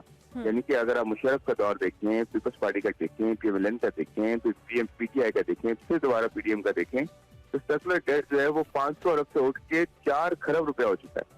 तो इसका मतलब क्या हुआ कि हर किसी ने टाला इसको, हर किसी ने पॉलिटिकल पॉइंट स्कोरिंग की और अपना इंटरेस्ट सामने जो है दिखाया। और जो क्रिटिकल इश्यूज हैं, जो 4 इश्यूज है देखिए क्रिटिकल पाकिस्तान के, वैसे तो ओवरऑल जो है आपको अपने पर्सपेक्टिव को चेंज करना है, माइंड को चेंज करना है, आपको ओवरऑलिंग करनी है, लेकिन 3-4 चीजें ऐसी हैं जो कि आपको परमानेंटली ठीक नहीं की अगर आपने, तो आप नहीं सर्वाइव कर सकते। Simple is that. एक है आपका जो है वो कर्जों का वापस करना। कर्जे आप लेते जा रहे हैं और कर्जे वापस करने के जो है वो, मैंने नहीं ख्याल हमारी विलिंगनेस हो रही है, क्योंकि हम कर्जे लेते हैं उसे जाया कर रहे हैं ज्यादातर। सेकेंडली आपके यहाँ जो है ना एनर्जी का सबसे बड़ा इशू है, यानी कि एनर्जी हम बनाने का तो इशू नहीं है इतना, लेकिन एनर्जी पहुंचाने का बड़ा प्रॉब्लम है। जैसे कहते हैं ट्रांसमिशन डिस्ट्रीब्यूशन, वो पूरा का पूरा सेक्टर सड़ चुका है। आप अपना जो डेवलपमेंट बजट है वो दूसरी जगह लगा के 10,000 अरब के आपने इनकम्प्लीट जो है ना प्रोजेक्ट ओपन किए हुए हैं पिछले कई सालों से। उसकी जगह अगर आप पावर सेक्टर में अपनी इन्वेस्टमेंट करते हैं तो पावर सेक्टर कितना बेहतर हो जाए। और आपका एक ये सिंगल फैक्टर काफी, आपको पता है, पाकिस्तान को तबाह करने के लिए, अल्लाह माफ करे, ये मैं एनर्जी की बात कर रहा हूँ। फिर थर्ड आपका जो है वो ये बैलेंस ऑफ पेमेंट का इशू, यानी कि बाहर हम दुनिया के साथ ट्रेड करते हैं, एक्सपोर्ट तो काम नहीं किया हमने उस तरह से, इन्वेस्टमेंट उस तरह से की नहीं। एक सर्टन ऑब्जेक्टिव माइंड में रखती है कि एक्सपोर्ट हम बढ़ाएं अपनी, राज नहीं है कि सिर्फ इम्पोर्ट पे ही लगे रहे। इम्पोर्ट इशू नहीं है हमारा, हमारे यहाँ दूसरे एंड पे एक्सपोर्ट ही नहीं हम कर पाते हैं, वो स्ट्रैटेजी हमने अभी आज तक क्रिएट नहीं की। चौथा जो पॉइंट ना सबसे इम्पोर्टेंट जो सबकी जड़ है वो है फिस्कल डेफिसिट, जिसके अंदर होता है ये कि जितने टैक्सेस आप लेते हैं, एक तो टैक्सेस किससे लेते हैं, कितने लेते हैं, ये प्रॉब्लम है, और किस तरह लेते हैं ये भी प्रॉब्लम है। और दूसरा ये उन टैक्स को खर्च कहाँ करते हैं। ज्यादातर अगर अपने आप ऊपर खर्च कर देंगे, 4-5 एरियाज हैं जिसके अंदर आप जो है अपने खर्चे बढ़ा देते हैं, ठीक है। रनिंग ऑफ द गवर्नमेंट खुद 500 रुपए हर साल खर्च कर देती है। उसके अलावा आपके पास जो है वो सिविल एंड मिलिट्री दोनों फोर्सेज जो हैं, यानी कि मैं पर्सनल की बात कर रहा हूँ कि जितनी बड़ी हमारी सिविल मिलिट्री फोर्स है, इसका 2/3 सिविल है और 1/3 जो है मिलिट्री है। तो आप जहाँ पे आपको जरूरत नहीं है वहाँ आप ना बिल्ड करें, कम करें। जहाँ आपको सिक्योरिटी की जरूरत है वहाँ करें, जहाँ नहीं है वहाँ पे यानी अपने एक्सपेंसेस को कट करने की जरूरत है और उसको एक स्ट्रैटेजी के तहत करने की जरूरत है। अच्छा खुरम, अब ऑब्वियसली IMF की जो शराइत है हमने माननी है, और उसके बाद हमें पता है कि आपने खुद भी पहली बात के आगाज में कहा कि अभी और आनी है, आवाम पे और बोझ पड़ना है, लेकिन इसमें सबसे जो एक की पॉइंट होगा कि किस तरह से इस बोझ को डिवाइड करना है, कि जो लोग डिजर्व करते हैं उनको रिलीफ किस तरह से देना है। अब मसला ये है कि आइंदा आने वाले दिनों में आपको भी पता है कि ये बहुत जो कह ले बोझ तो पड़ेगा, लेकिन इससे बेरोजगारी बढ़ेगी, लोगों के मसाइल बढ़ेंगे ऑब्वियसली, और उनको रिलीफ देना आम आदमी को, हुकूमत के लिए बड़ा चैलेंज होगा। यानी जो डिजर्विंग लोग हैं, आप स्टेट लेवल पे या स्टेट को किस तरह से इसको स्ट्रैटेजी का हिस्सा बनाना पड़ेगा कि जो लोग डिजर्व करते हैं, बेरोजगारी है, यूथ के हवाले से मैं सुबह बात कर रही थी कि हमारे नौजवान इनकी इतनी पॉलिटिकल अनसर्टेनिटी की वजह से पाकिस्तान से जाने की कोशिशें कर रहे हैं, तो ये ब्रेन ड्रेन का मामला भी होगा। So what do you think कि क्या स्ट्रैटेजी का हिस्सा होना चाहिए कि ये जो डिजर्विंग लोग हैं उनके साथ इस चीज को कंपनसेट किया जाए? कहीं ना कहीं हो तो नहीं सकता अनफॉर्चुनेटली। नहीं जी, सब कुछ हो सकता है। मैं आपको ये बताऊं कि 4 एरियाज हैं जहाँ पे टैक्सेस लगाने चाहिए और एग्जिस्टिंग बिजनेस पे टैक्सेस कम करने चाहिए। रिपीट करता हूँ, एग्जिस्टिंग बिजनेस पे टैक्सेस कम करने चाहिए। सेल्स टैक्स को 2% से कम करना चाहिए, 17 से 15% पे लाना चाहिए। इससे महंगाई में कमी होगी आपकी, और मेक श्योर कि गवर्नेंस जो है वो इतनी स्ट्रांग हो कि एक कंज्यूमर तक इसका जो है असर पहुंचे। तो देखिए गवर्नेंस का बड़ा प्रॉब्लम है, मेन प्रॉब्लम ही हमारे गवर्नेंस का है, सारी आउटकम देते। दूसरी बात ये, जैसे पेट्रोल प्राइसेस बढ़ाई जाती है, ठीक है, आप मार्केट प्राइस पे रखें पेट्रोल, आपको सब्सिडी देने की जरूरत नहीं, क्योंकि इसमें बड़ी गाड़ियों वाले ज्यादा फायदा उठा रहे थे, बेचारे मोटरसाइकिलिस्ट जो है उनको ज्यादा लॉस होता है और उनके लिए प्रॉब्लम होती है। तो आप ये करें कि कुछ महीने पहले भी ऐसा किया गया था कि BIST एक प्रोग्राम है ना आपके पास, ऑलरेडी एक स्टैंडर्ड प्रोग्राम है आपके पास, बिजनेस इनकम सपोर्ट प्रोग्राम, उसके थ्रू आप जो रजिस्टर होता है, जो डिजर्व करता है, उसको डायरेक्ट सब्सिडी दे दें। आप टारगेट सब्सिडी की बात कर रहा हूँ। दूसरी एंड पे पेट्रोल की प्राइसेस कम ना करें, आप पेट्रोल अपनी जगह रखें, लेकिन जो डिजर्व करता है उसको सब्सिडी दे दें। इस तरह से जो बड़े गाड़ी वाला है उसको सब्सिडी नहीं मिलेगी और जो नीचे डिजर्व करता है उसको सब्सिडी मिलेगी। फिर आप क्या करें, एग्जिस्टिंग बिजनेस पे टैक्स लगाने के बजाय कम करें, इनकम टैक्स को कम करें, सुपर टैक्स को हटाएं। ये सब चीजें जो फजूलियात आपने इतने टैक्स लगाए ना जिसकी वजह से कॉस्ट ऑफ डूइंग बिजनेस बढ़ जाता है, वो कम करें, क्योंकि एक तरफ टैक्स बढ़ जाएगा, दूसरी तरफ पैरासूट बढ़ेगी तो बिजनेसेस बंद हो रहे हैं। इसको आप रिवाइव करवाएं। तीसरी चीज ये करें, रियल एस्टेट है आपके पास, आपके पास एग्रीकल्चर इनकम है, उन सब पे टैक्स करें ना। आपके पास टोबैको है, शुगरी ड्रिंक्स है, 50,000 और ऐसे एरिया है जिन पर टैक्स नहीं है, वहां से टैक्स इकट्ठा करें, यहाँ पे बिजनेस को रिलीफ दें, दूसरे एंड पे जो है ना टारगेट सब्सिडी दें पास, और मार्केट प्राइस पे चीज रखें और अपनी इनएफिशिएंसी कम करें, अपने खर्चों को कम करें। आप देखिए ये अशराफिया की मराद कम करने से भी काफी हद तक खुरम मामला बेहतर हो सकते हैं। वैसे देखिए मैंने तो आपको स्पेसिफिकली बताया ना कि क्या करें जिसकी वजह से आपकी इन्फ्लेशन में भी कमी हो सकती है, या एटलीस्ट आप मैनेज कर सकते हैं, और दूसरे एंड पे टैक्स भी इकट्ठा कर सकते हैं, IMF को भी सेटिस्फाई कर सकते हैं, आवाम पे भी कुछ कम से कम आएगा। तो ये सब करें ना, क्यों नहीं करते? नहीं करेंगे तो प्रॉब्लम होगी, करेंगे।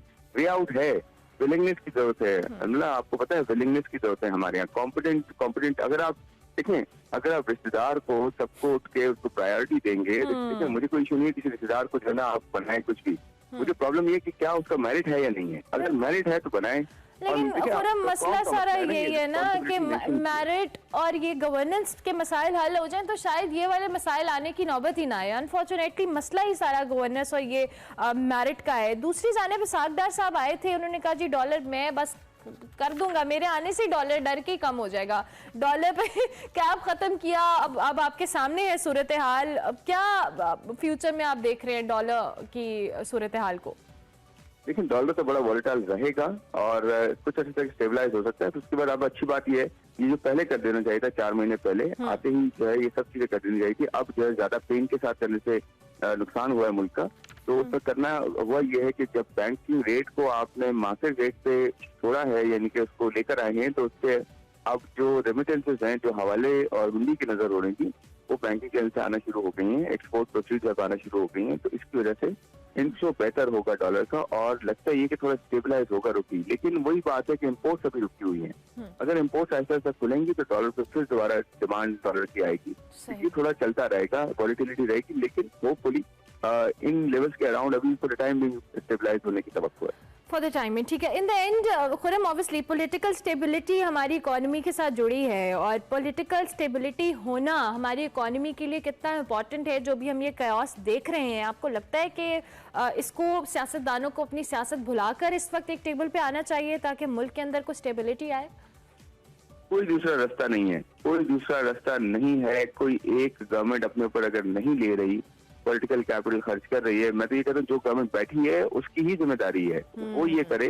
जब उसने गवर्नमेंट ली है तो उसकी 100% जिम्मेदारी ये है, जब उसका पॉलिटिकल कैपिटल जाए या कुछ भी हो, उसको मुल्क को तो बचाना है ना, मुल्क को तो स्टेबलाइज करना है। तो देखिए ये तो एक ग्रैंड प्लान होना चाहिए कि सबको मिलकर मुल्क का सोचना चाहिए, प्रायोरिटी मुल्क को देनी चाहिए। और आपने जो बात की ना वो 100%, 100% से भी ज्यादा कहूंगा मैं, अगर पॉसिबिलिटी हो तो पॉलिटिकल स्टेबिलिटी ही सब कुछ है। अगर वो ठीक होती है तो पॉलिसी कंसिस्टेंसी होती है, इन्वेस्टर देखता है, क्लैरिटी है, हर चीज क्लियरली डिफाइंड है, एक स्ट्रैटेजी है, एक डायरेक्शन है, तो हर चीज उससे ड्राइव होती है। पॉलिटिकल स्टेबिलिटी आप कह लें किसकी है, किसी भी मुल्क को जो है वो चलाने की, तो ये होना चाहिए। ये होगा तो इंशाल्लाह हम ठीक रहेंगे, और बड़ा पोटेंशियल है, डेफिनेटली पोटेंशियल है, बिल्कुल बहुत बेसिक प्रॉब्लम है, बिल्कुल basic problem. Thank you very much Khurram, बहुत शुक्रिया कि आपने early in the morning join किया इकोनॉमी। इससे हम बात कर रहे थे जी, और खुरम ने कहा कि बहुत सारे ऐसे चंद इकदाम हैं, बेसिक इशूज़ हैं, अगर इनको सॉर्ट कर लिया जाए तो पाकिस्तान के अंदर बहुत पोटेंशियल है और हम बहुत बेहतर अंदाज में इसको केटर कर सकते हैं, और साथ साथ पॉलिटिकल स्टेबिलिटी होना इस मुल्क के लिए बहुत ज़रूरी है। ब्रेक लेंगे, ब्रेक के बाद वापस आएंगे। Welcome back to Expresso. अब आपको दिखाएंगे हमारा सेगमेंट माइंड मैटर्स, जिसमें उफेरा फैज और वकार अहमद मलिक आज बात कर रहे हैं कि आपकी प्रोफेशनल और पर्सनल लाइफ में बाउंड्रीज होना कितनी ज़रूरी है। देखते हैं आज का सेगमेंट। नाज़रीन, आज का हमारा टॉपिक बहुत ही इंटरेस्टिंग है, क्योंकि आज हम बात करेंगे बाउंड्रीज के बारे में, कि बाउंड्रीज आखिर इतनी ज़रूरी क्यों हैं एक हेल्दी रिलेशनशिप के लिए, चाहे वो वर्क प्लेस पे हो या चाहे आपकी पर्सनल लाइफ हो। इस पे हम बात करेंगे। वकार साहब, बाउंड्रीज क्यों जरूरी है इंसान की लाइफ में? अगर मैं प्रोडक्टिव होना चाहता हूं तो मुझे पता है कि उसके लिए मुझे बड़ा अपने आप को डिसिप्लिन करना पड़ेगा, और जब हम आपको डिसिप्लिन करना पड़ेगा तो डेफिनेटली मुझे कुछ बाउंड्री सेट करनी पड़ेंगी। तो ये कनेक्शन अगर आपके जहन में है और ये सवाल इस तनाजुर में है, तो फिर हाँ, इसका जवाब बिल्कुल दिया जा सकता है कि बाउंड्रीज क्यों सेट करनी चाहिए और किस तरह करनी चाहिए। आप इसको आप लिटरेचर की तरफ आ जाएं, ठीक है, जो लोग नॉवलिस्ट हैं या जो लोग किताबें लिखते हैं, इसमें बहुत ज़्यादा जो एक चीज़ पाई जाती है ना, वो ये है कि आप अगर डिसिप्लिन हैं, आप मिसाल के तौर पे आपने कहा जी कि मैंने 7 बजे बैठ जाना है और 10 बजे उठना है। अब इसमें मुझ पे कुछ उतर रहा है या नहीं उतर रहा, मैंने इस जगह बैठना है, ठीक है। तो वो कुछ ऐसे के बाद 10-12 दिन हो सकता है कि कुछ ऐसी चीज़ें हों कि आप बोरियत के शिकार हो जाएं, चीज़ें उस तरह ना आ रही हों, लेकिन 10-12 दिनों के बाद आप देखते हैं कि वो चीज़ें आ रही होती हैं, और आपकी नावल, जो आप नावल लिख रहे हैं, तो वो सारी सिचुएशंस बनना शुरू हो जाएंगी, आप लूप में आ जाते हैं। आप लूप में आ जाते हैं। आप इसको अशफाक अहमद जो हैं, इसकी एक एनालॉजी, एक मिसाल बड़ी अच्छी देते थे। वो ये कहते थे कि ये बिल्कुल ऐसे है जैसे आप किसी पानी के किनारे रोजाना जाएं, किसी झील के किनारे, और वहाँ पे आप कोई दाना डाल रहे हैं या रोटी के टुकड़े डाल रहे हैं, और एक ख़ास टाइम है जिसमें आप डाल रहे हैं।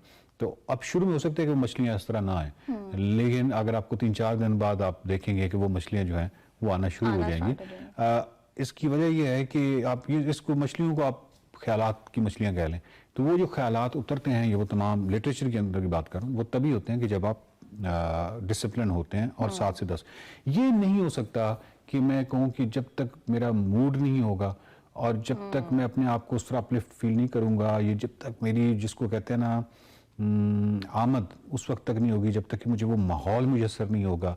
अच्छा, ये जितनी आप कंडीशंस लगाते जाएं तो लगाते जाएं, लेकिन इसका प्रोडक्टिविटी से कोई ताल्लुक नहीं है, क्योंकि आप प्रोडक्टिव नहीं हो सकते। बहुत रेयर है कि माहौल डेफिनेटली मैटर करता है, लेकिन अगर आप माहौल को इतना सर पे सवार कर लिया कि मैं कहूँ कि मैं नावल उस वक्त तक नहीं लिख सकता जब तक कि इतनी बुलंद पहाड़ मेरे आसपास ना हो और मुसलसल जो है वो किसी आबशार की आवाज़ ना आ रही हो और वगैरह वगैरह, तो मैं लगाते जाऊँ कंडीशंस, बट ये प्रोडक्टिविटी के साथ तो इसका ताल्लुक तो नहीं है। सही।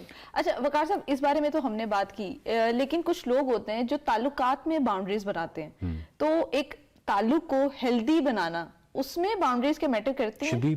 बहुत शदीद। ये हमारे जितने भी मसाइल होते हैं, जितने भी हमारे खानगी मसाइल होते हैं, ये जो मियाँ बीवी के मसाइल हैं, सास बहू के मसाइल हैं, वो तमाम इसी वजह से है ना कि आपने उस तरह डिसिप्लिन नहीं है।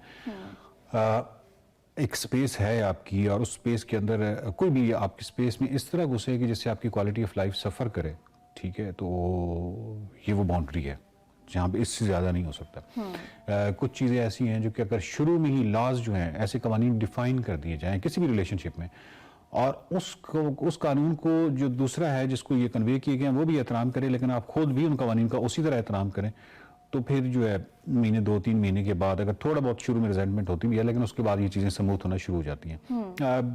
एक बंदे को पता है दूसरे बंदे के बारे में कि किस जगह पे ये बिल्कुल एक रेड लाइन है, ठीक है, और वो उसको फॉलो करना है। लेकिन अगर आपने उसको रेड लाइन, कभी आपका मिजाज ऐसा है, आपका मूड ऐसा बना हुआ है कि वो रेड लाइन क्रॉस करने पे आपको कोई ना आपने माइंड किया बल्कि आपने उकसाया कि वो रेड लाइन क्रॉस कर लो, तो ठीक है, फिर अब उसके पास एक चीज़ आ गई है। ये बिल्कुल असल में बात वही है जो कि जब चाइल्ड साइकोलॉजी के वाले से की जाती है ना, बच्चों के वाले से, कि बच्चों की नसीहत के वाले से, जब बच्चों को जब आप कवानीन देते हैं तो हम ये कहते हैं कि बच्चे जो है वो अपने कवानीन के वाले से शदीद एहतराम करते हैं, यानी उनके अंदर एक वो कवानीन को ओबे करने के वाले से उनके अंदर एक अजीब सिफ्त पाई जाती है कि आप एक दफ़ा कानून उसको बता दें, बच्चा कभी नहीं तोड़ेगा अनटिल कि आपको मिसाल कायम नहीं करेंगे वो कानून तोड़ने की। जैसे आप मिसाल कायम करेंगे तो उसके बाद तो फिर ठीक है, फिर वो बच्चा तो फिर बच्चा है। लेकिन ये बिल्कुल इसी तरह ये तमाम रिलेशनशिप्स पे आता है, यानी आपको मालूम होता है, आप आसपास देख रहे होते हैं कि फलां शख्स जो है वो मैं क्या बात करूंगा या मैं किस तरह कितना बेतकल्लुफ हो सकता हूँ, तो वो जो है वो हाइपर नहीं होगा, या वो यानी वो उसकी बाउंड्री, हर शख्स की बाउंड्री का आपको तकरीबन आइडिया तो होता है। वो बाउंड्री जो है उसमें सेट की हुई है, तो डेफिनेटली आपको भी करनी चाहिए, रिलेशनशिप्स में होनी चाहिए। अच्छा वकार साहब, अभी आपने बात की बाउंड्री सेट करने की और आपने बताया कि वो ज़रूरी भी है, लेकिन बाउंड्री सेट कैसे की जाए? मतलब अगर एक शख्स हमें सुन रहा है जिसको नहीं पता कि मेरी क्या बाउंड्रीज हैं या किस तरह से मैं इनको सेट कर सकता हूँ, प्रायोरिटी किस तरह से दे सकता हूँ इन चीज़ों को?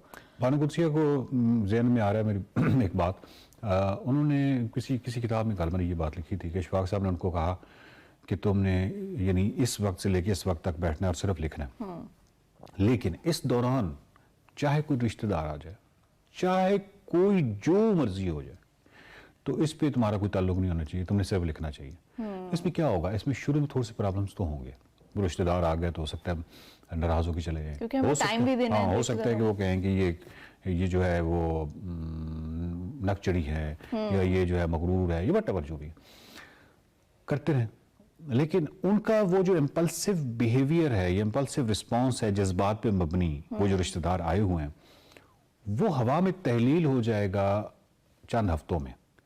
लेकिन उस दौरान जो उस राइटर ने अपने आप को डिसिप्लिन करते हुए और अपने आप पे जबर करते हुए जो कुछ लिखा है, वो पता नहीं उसकी उम्र कितनी होगी। सो हमें यहाँ पे वेटेज तो देनी है।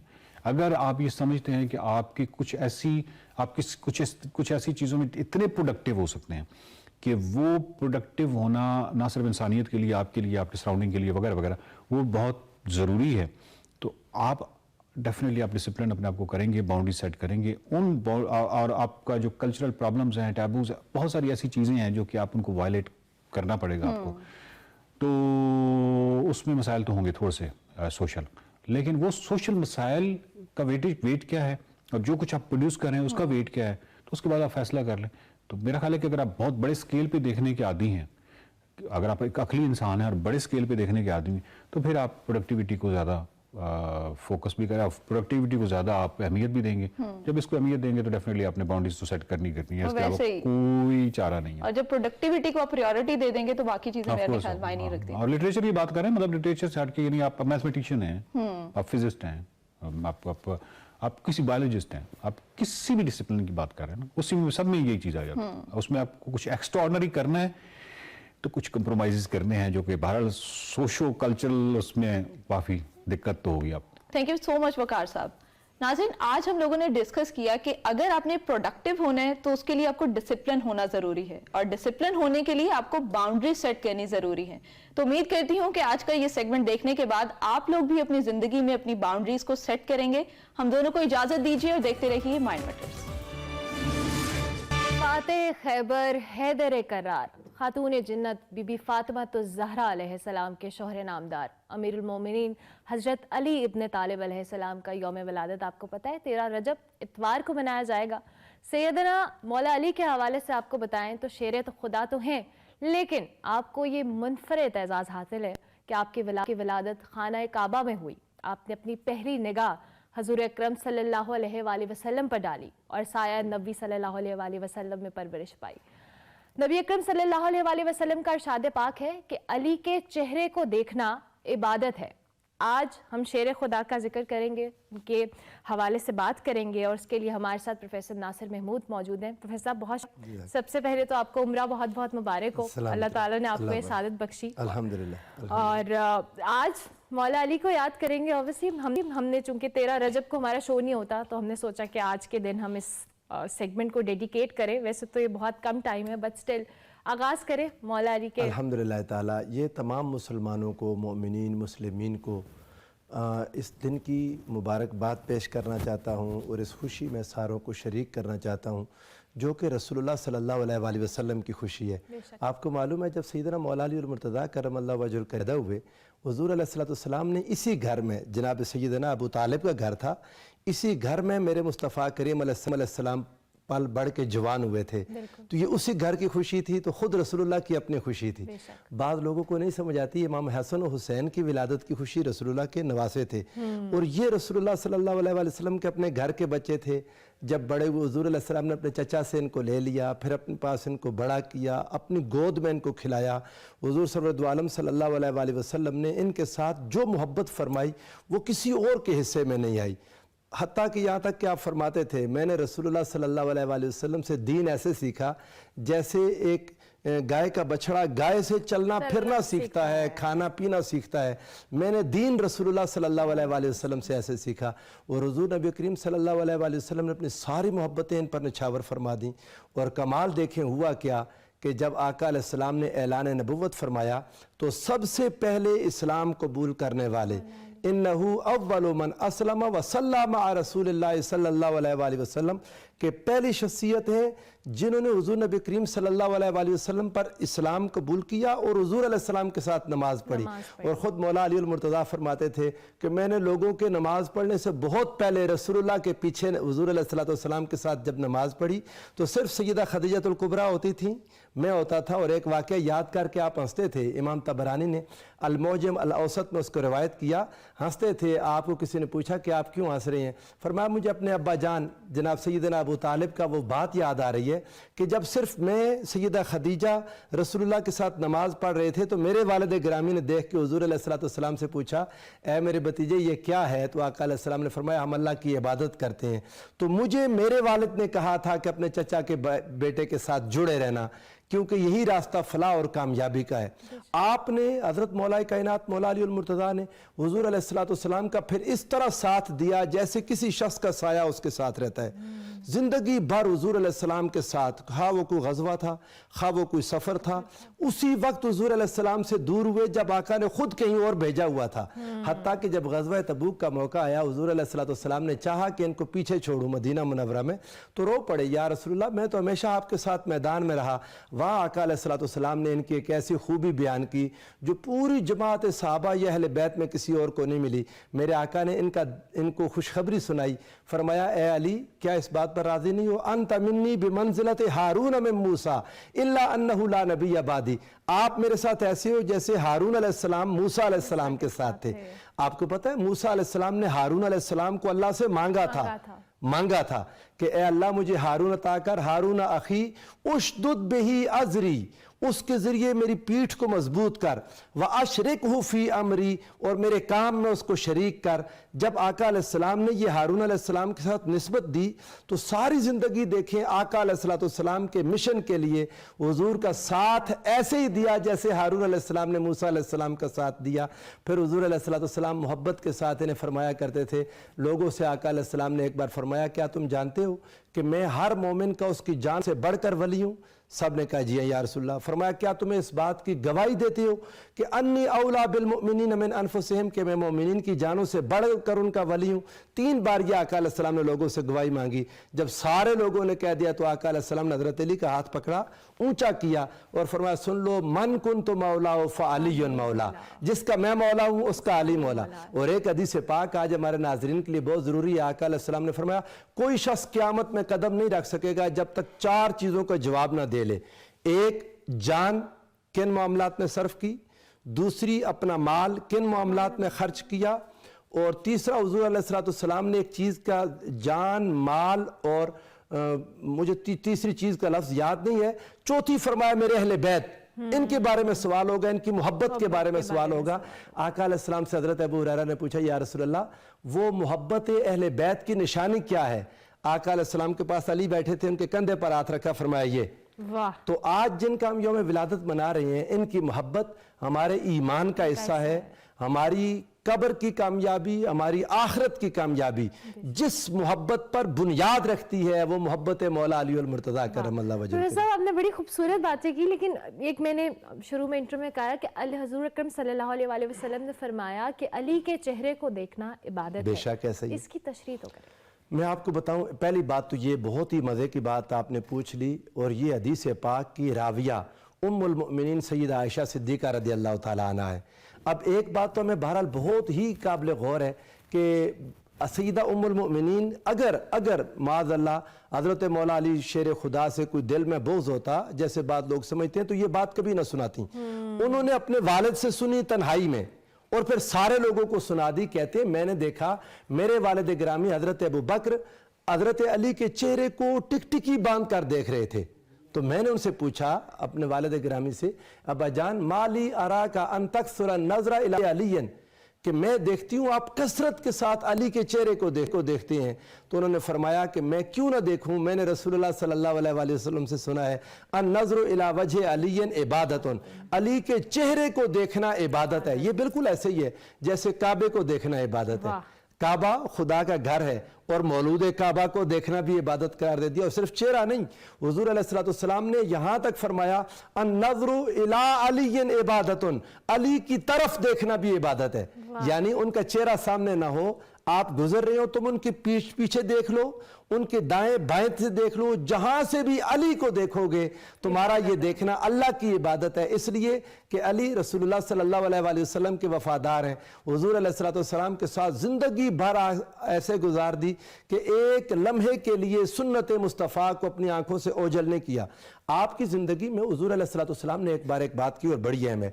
एक बार हुजूर अलैहिस्सलाम ने अपने सहाबा से फरमाया कि मेरे सहाबा तुम में से इन्ना मिनकुम मन युकातिलु अला तावील कुरान कमा कातलतु अला तंजील ही, तुम में से एक शख्स होगा जो कुरान की तावील पर लड़ेगा जिस तरह मैं कुरान की तंजील पर लड़ा।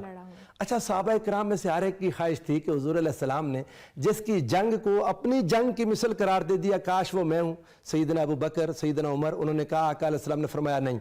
पूछा गया कौन? हुजूर अलैहिस्सलाम ने इशारा फरमाया मौला अली शेर खुदा की तरफ, और वो उस वक्त हुजूर अलैहिस्सलाम की नाल मुबारक गांठ रहे थे। आका अलैहिस्सलाम ने फरमाया बल व खासिफुन नाल, वो जो मेरी जूती गांठ रहा है ये एजाज उसे मिलेगा कि वो तावील कुरान पर मेरे तंजील कुरान की मिसल जिहाद करेगा। जब ये बात कही तो लोग हजरत अली के पास दौड़ के गए और उनसे अर्ज करने लगे कि अली आपके लिए ये बशारत आका अलैहिस्सलाम ने दी है। हदीस के अल्फाज ये हैं कि हजरत अली उन लोगों की तरफ ऐसे देख रहे थे जैसे वो पहले से जानते हैं कि मेरे जिम्मे ये काम लगा हुआ है। यानी उस जमाने में जब बड़े बड़े लोगों को समझने में, फहम में वो चीज़ नहीं समझ आ सकी जो मौला अली और मुर्तज़ा समझ गए थे, और उसकी वजह बुनियादी यही थी कि आका अलैहिस्सलाम की इतनी इताअत और पैरवी और हुजूर अलैहिस्सलाम की इताअत में इतने गुम हो गए कि इनको आका अलैहिस्सलाम के विसाल पाक के बाद भी हुजूर अलैहिस्सलाम की रूह मुबारक से वो सारी रहनुमाई मिलती थी जो बाकी किसी और का हिस्सा नहीं था। अच्छा, ये तो हो गई। अभी मैं चूंकि सेगमेंट का वक्त खत्म हो रहा है, मैं चाहूँगी हम नई नस्ल के हवाले से तो पैगाम नहीं, लेकिन जहाँ मौला अली का नाम आता है वहाँ शुजात, बहादुरी, शेर खुदा जैसे अलकाबात भी आते हैं। सुभान अल्लाह। और जो आपने अपनी बात के आगाज़ में कहा कि हर गज़वा में हजूर सल्लल्लाहु अलैहि वसल्लम का साया बन के वो उनके साथ रहे। लेकिन जो बहादुरी की मिसालें मौला अली की मिलती हैं शायद वो किसी और की ना मिलती। वाह वाह वाह, तो इस हवाले से भी थोड़ा सुभान अल्लाह। कोई मैं आपको बताऊं, देखें बद्र का अगर मैन ऑफ द मैच किसी को करार दें बद्र तो वो अली। ओहद में अगर आप देखें किस शख्स ने सबसे ज़्यादा लोगों को कत्ल किया और कुफार के परखचे उड़ाए तो आपको अली मिलेंगे। खंदक में आप जाएं तो जिस जगह हुजूर अलैहि सलाम फरमाते कौन उठेगा, किसी की जुर्रत नहीं होती, अली अल मुर्तज़ा सामने आ जाते हैं। और मरहब जैसे बड़े बहादुर अम्र बिन अब्द वुद जो एक बंदा 1000 लोगों के लिए काफ़ी था, मौला कायनात मौला अली अल मुर्तज़ा ने अपनी एक ही तलवार से उसके 2 टुकड़े कर दिए। सारी ज़िंदगी आपका मामूल देखें और यही वजह है आज भी अली का नाम ले तो अंदर एक जज्बा पैदा होता है, जोश पैदा होता है।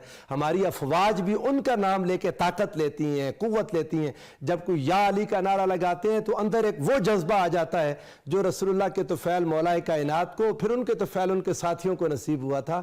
तो वाक़अतन ये बात दुरुस्त है और यही वजह थी कि कुफ़ार को हज़रत मौला कायनात मौला अली मुर्तज़ा से जो बोझ था, जो इनाद था, जो दुश्मनी थी, वो इसी वजह से कि इसकी तलवार ने हमारे बड़े सारे मार दिए, इसकी तलवार से कोई बच नहीं सका। वो अपने बड़ों का नाम लेकर रोते थे तो मारने वाला अली आते थे। हज़रत हमज़ा को तो शहीद कर दिया लेकिन मौला कायनात मौला अली मुर्तज़ा के साथ ना ऐसा हो सका।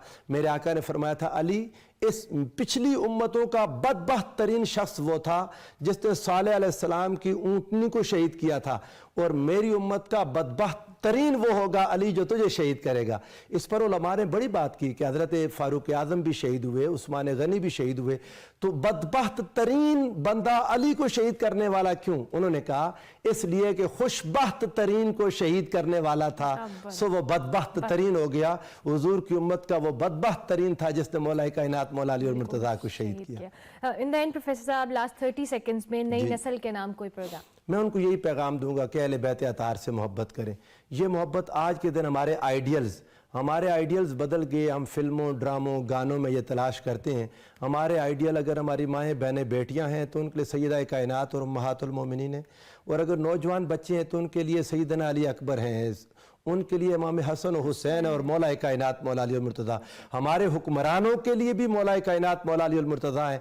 लोगों से कहा था लोगों मैं कूफा आ रहा हूँ, ये मेरे पास सामान है, जिस दिन जाऊँगा अगर इससे 1 पैसा भी ज़्यादा हो तो समझ लेना मैंने तुम्हारी चोरी की है। हुक्मरान से लेकर आम गरीब बंदे तक हर एक का आइडियल मौला अली है। बहुत शुक्रिया साहब इस अहम मौजू के ऊपर हमें ज्वाइन किया। ऑब्वियसली 13 रजब को मौला अली की विलादत है, हमने सोचा कि आज ही इसको हम सेलिब्रेट करें, उनका नाम लेकर उनका जिक्र करके, और सबको देखने वालों को एडवांस में 13 रजब बहुत बहुत मुबारक हो। इसी नोट पे हम ब्रेक लेते हैं, ब्रेक के बाद वापस आते हैं। आप देखते रहिए Expresso. Welcome back to Expresso. Programme के आखिरी हिस्से में आपको एक बार फिर से खुशामदीद कहेंगे जी। आपको पता है हमारा जो फ्लैगशिप शो कहें जिसे कारवां सराय हर इतवार को शाम 7:05 पे एक्सप्रेस न्यूज़ पे आता है। मुस्तंसर हुसैन तार साहब ने पिछली 4 एक साथ नूर जहां के हवाले से की, और अब नया सिलसिला शुरू होने वाला है जी शोहरत के हवाले से। तो कल के एपिसोड में, नहीं परसों के, सॉरी इतवार के एपिसोड में आपको क्या देखने को मिलेगा उसकी कुछ झलकियाँ आपको वो दिखाते हैं। शोहरत के बारे में ये भी कहा है कि ये कीकर की तेज शराब है जो यकदम दिमाग को चढ़ जाती है, 7वें आसमान पे आदमी पहुंच जाता है और वो समझता है कि मेरे जैसा कोई नहीं है, और फिर जिस तेज़ी से वो नशा बढ़ता है उसी तेज़ी से नीचे आता है और उस आदमी को बेकार करके रख देता है। मैं इसे शोहरत कहूँ या अपनी रुसवाई कहूँ, मुझसे पहले उस गली में मेरे अफसाने गए। मरी में कोई शूटिंग थी और उसमें नदीम थे हीरो और वहीद मुराद शायद साइड हीरो थे। तो किसी लॉन में बैठे हुए थे तो लड़कियों की एक बस आई भरी हुई और वो चीखें मारती हुई उनकी तरफ बढ़ी, एंड वहीद ने ये समझा कि मेरी तरफ आ रही हैं और किसकी तरफ जा सकती हैं, लेकिन वो सब की सब नदीम की तरफ चले गए। दुनिया फतेह करने का ख्वाब देखा था और तलवार का सहारा लिया था। मुझे देखो जब लाखों लोग मेरा ताक़ुब करते हैं और कहते हैं वाह वाह वाह वाह। मेरे साथ कई हादसात ऐसे हुए हैं कि एक शख्स ने मुझे गाली भी दे दी इसलिए शूटिंग वूटिंग के दौरान बाहर से, और मैं यूं हुआ और वो आगे बढ़ा के वो मुझे मारेगा, और मैंने उसे कहा मुझे माफ कर दो कि और तो रखने को हम दहर में क्या रखते थे मगर एक शेर में अंदाज़े रफा रखते थे। उसका ये हाल के कोई ना अदा संज मिला, वाह आप लिखते थे हम और आप उठा रखते थे। वाह, सुभान अल्लाह। एक तरफ मुस्तंसर हुसैन तार साहब हो, दूसरी तरफ कवी खान साहब हो, तो सोचें क्या एपिसोड होने वाला है। तो हमने इसकी भी कुछ झलकियां दिखाई हैं। संडे को आपको देखने को मिलेगा शाम 7:05 पे सिर्फ एक्सप्रेस न्यूज़ पे कारवा सराय। जी प्रोग्राम के आगे बढ़ेंगे, थोड़ा सा हमारे पास कुछ बाबर आजम के हवाले से। कल हमने शो में उनका जिक्र किया और जब हमने शो खत्म किया तो उनकी ये पिक्चर्स आ गई, तो हमने कहा आज हम शामिल करेंगे। ये जो ट्रॉफीज उनको मिली है जी, उसके साथ बाबर आजम ने अपने ऑफिशियल अकाउंट पे ये जो है ट्रॉफीज के साथ एक पिक्चर पोस्ट की। और कल मैं देख रही थी जैसे ये पिक्चर पोस्ट हुई है, इतने कमेंट्स और लोगों ने रीशेयर किया हुआ था, रीट्वीट किया हुआ था। बस जो उनकी मुस्कुराहट है ना, जो एक चैंपियन वाली मुस्कुराहट है, लोग कह रहे थे कि ये he is a real king and definitely Babar Azam is a king. और ये हमने कहा कि ये जो पिक्चर्स हैं तो शेयर की जाए। आईसीसी की जानिब से उन्हें जो ट्रॉफीज़ दी गई थी, दुनिया भर में इनकी धूम मची और वो धूम हमने आपके साथ शेयर की। आगे बढ़ते हैं जी, एक और इंटरेस्टिंग खबर है। एक अमेरिकी वेबसाइट ने एशिया पैसिफिक रीजन में सबसे ज़्यादा कमाई करने वाले यूट्यूब चैनल्स की तफसीलात फराहम की हैं, जिसके मुताबिक बच्चों की जो पोएम्स हैं वो बनाने वाला भारतीय यूट्यूब चैनल सबसे ज़्यादा कमाई करने वाला प्लेटफॉर्म है। और एक वेबसाइट है जिसने ये तफसील जारी की है। रिपोर्ट के मुताबिक बच्चों में इंतहाई मकबूल जो यूट्यूब चैनल है चूचू टीवी, जो कि इस खत्ते में सबसे ज़्यादा कमाई करने वाला प्लेटफॉर्म है। भारतीय चैनल ने ये 2013 में वजूद में आने के बाद अब तक 21 अरब रुपए से ज़्यादा कमाई की है। मतलब 21 अरब रुपए एक यूट्यूब चैनल ने 2013 से टिल नाउ। और ऑस्ट्रेलिया के CKN यूट्यूब चैनल ने अब तक तकरीबन 10 अरब रुपए कमाए हैं और चैनल में वीडियोस भी बच्चों में मकबूल है। जापान का भी जी एक एंटरटेनमेंट चैनल है फिशर्स, जिसने अब तक 8 अरब रुपए से ज़्यादा कमाए हैं और इसके जो सब्सक्राइबर हैं 78 लाख से ज़ायद हैं। जबकि फिलिपाइन के सेनेटर राफी तल्फू अपने ही नाम से मंसूब जो चैनल है वो चलाते हैं और इसमें वो इंसानी हकूक़ से मुतल्लिक गुफ्तगू करते हैं और उन्होंने अब तक 7 अरब से ज़ायद पैसे कमा लिए हैं। इंडोनेशिया में भी मकबूल तरीन जूनी एंड फैमिली यूट्यूब चैनल है, जो अब तक 2 अरब 70 करोड़ से ज़ायद डॉलर समेट चुका है। म्यूज़ जो इसके व्यूज़ हैं मजमूई तौर पे वो 30% जो हिस्सा है वो एशिया पैसिफिक से ताल्लुक़ रखता है। और जो भारतीय चैनल है वे कमाल कर दिया, 2013 से 2023 तक उन्होंने मतलब 21 अरब रुपए कमाए हैं यूट्यूब चैनल से। कहाँ फिर रहे हैं आप और मैं, सोचे हमारा क्या है। चले जी, प्रोग्राम का वक्त हुआ। इंशाल्लाह आपसे हमारी मुलाकात होगी अब मंडे को, लेकिन कल और परसों हमारा बेस्ट ऑफ चलेगा और फीडबैक आप हमारे सोशल मीडिया हैंडल्स पे लाजमी दीजिएगा। मंडे तक के लिए हमारी तरफ से अल्लाह हाफ़िज़।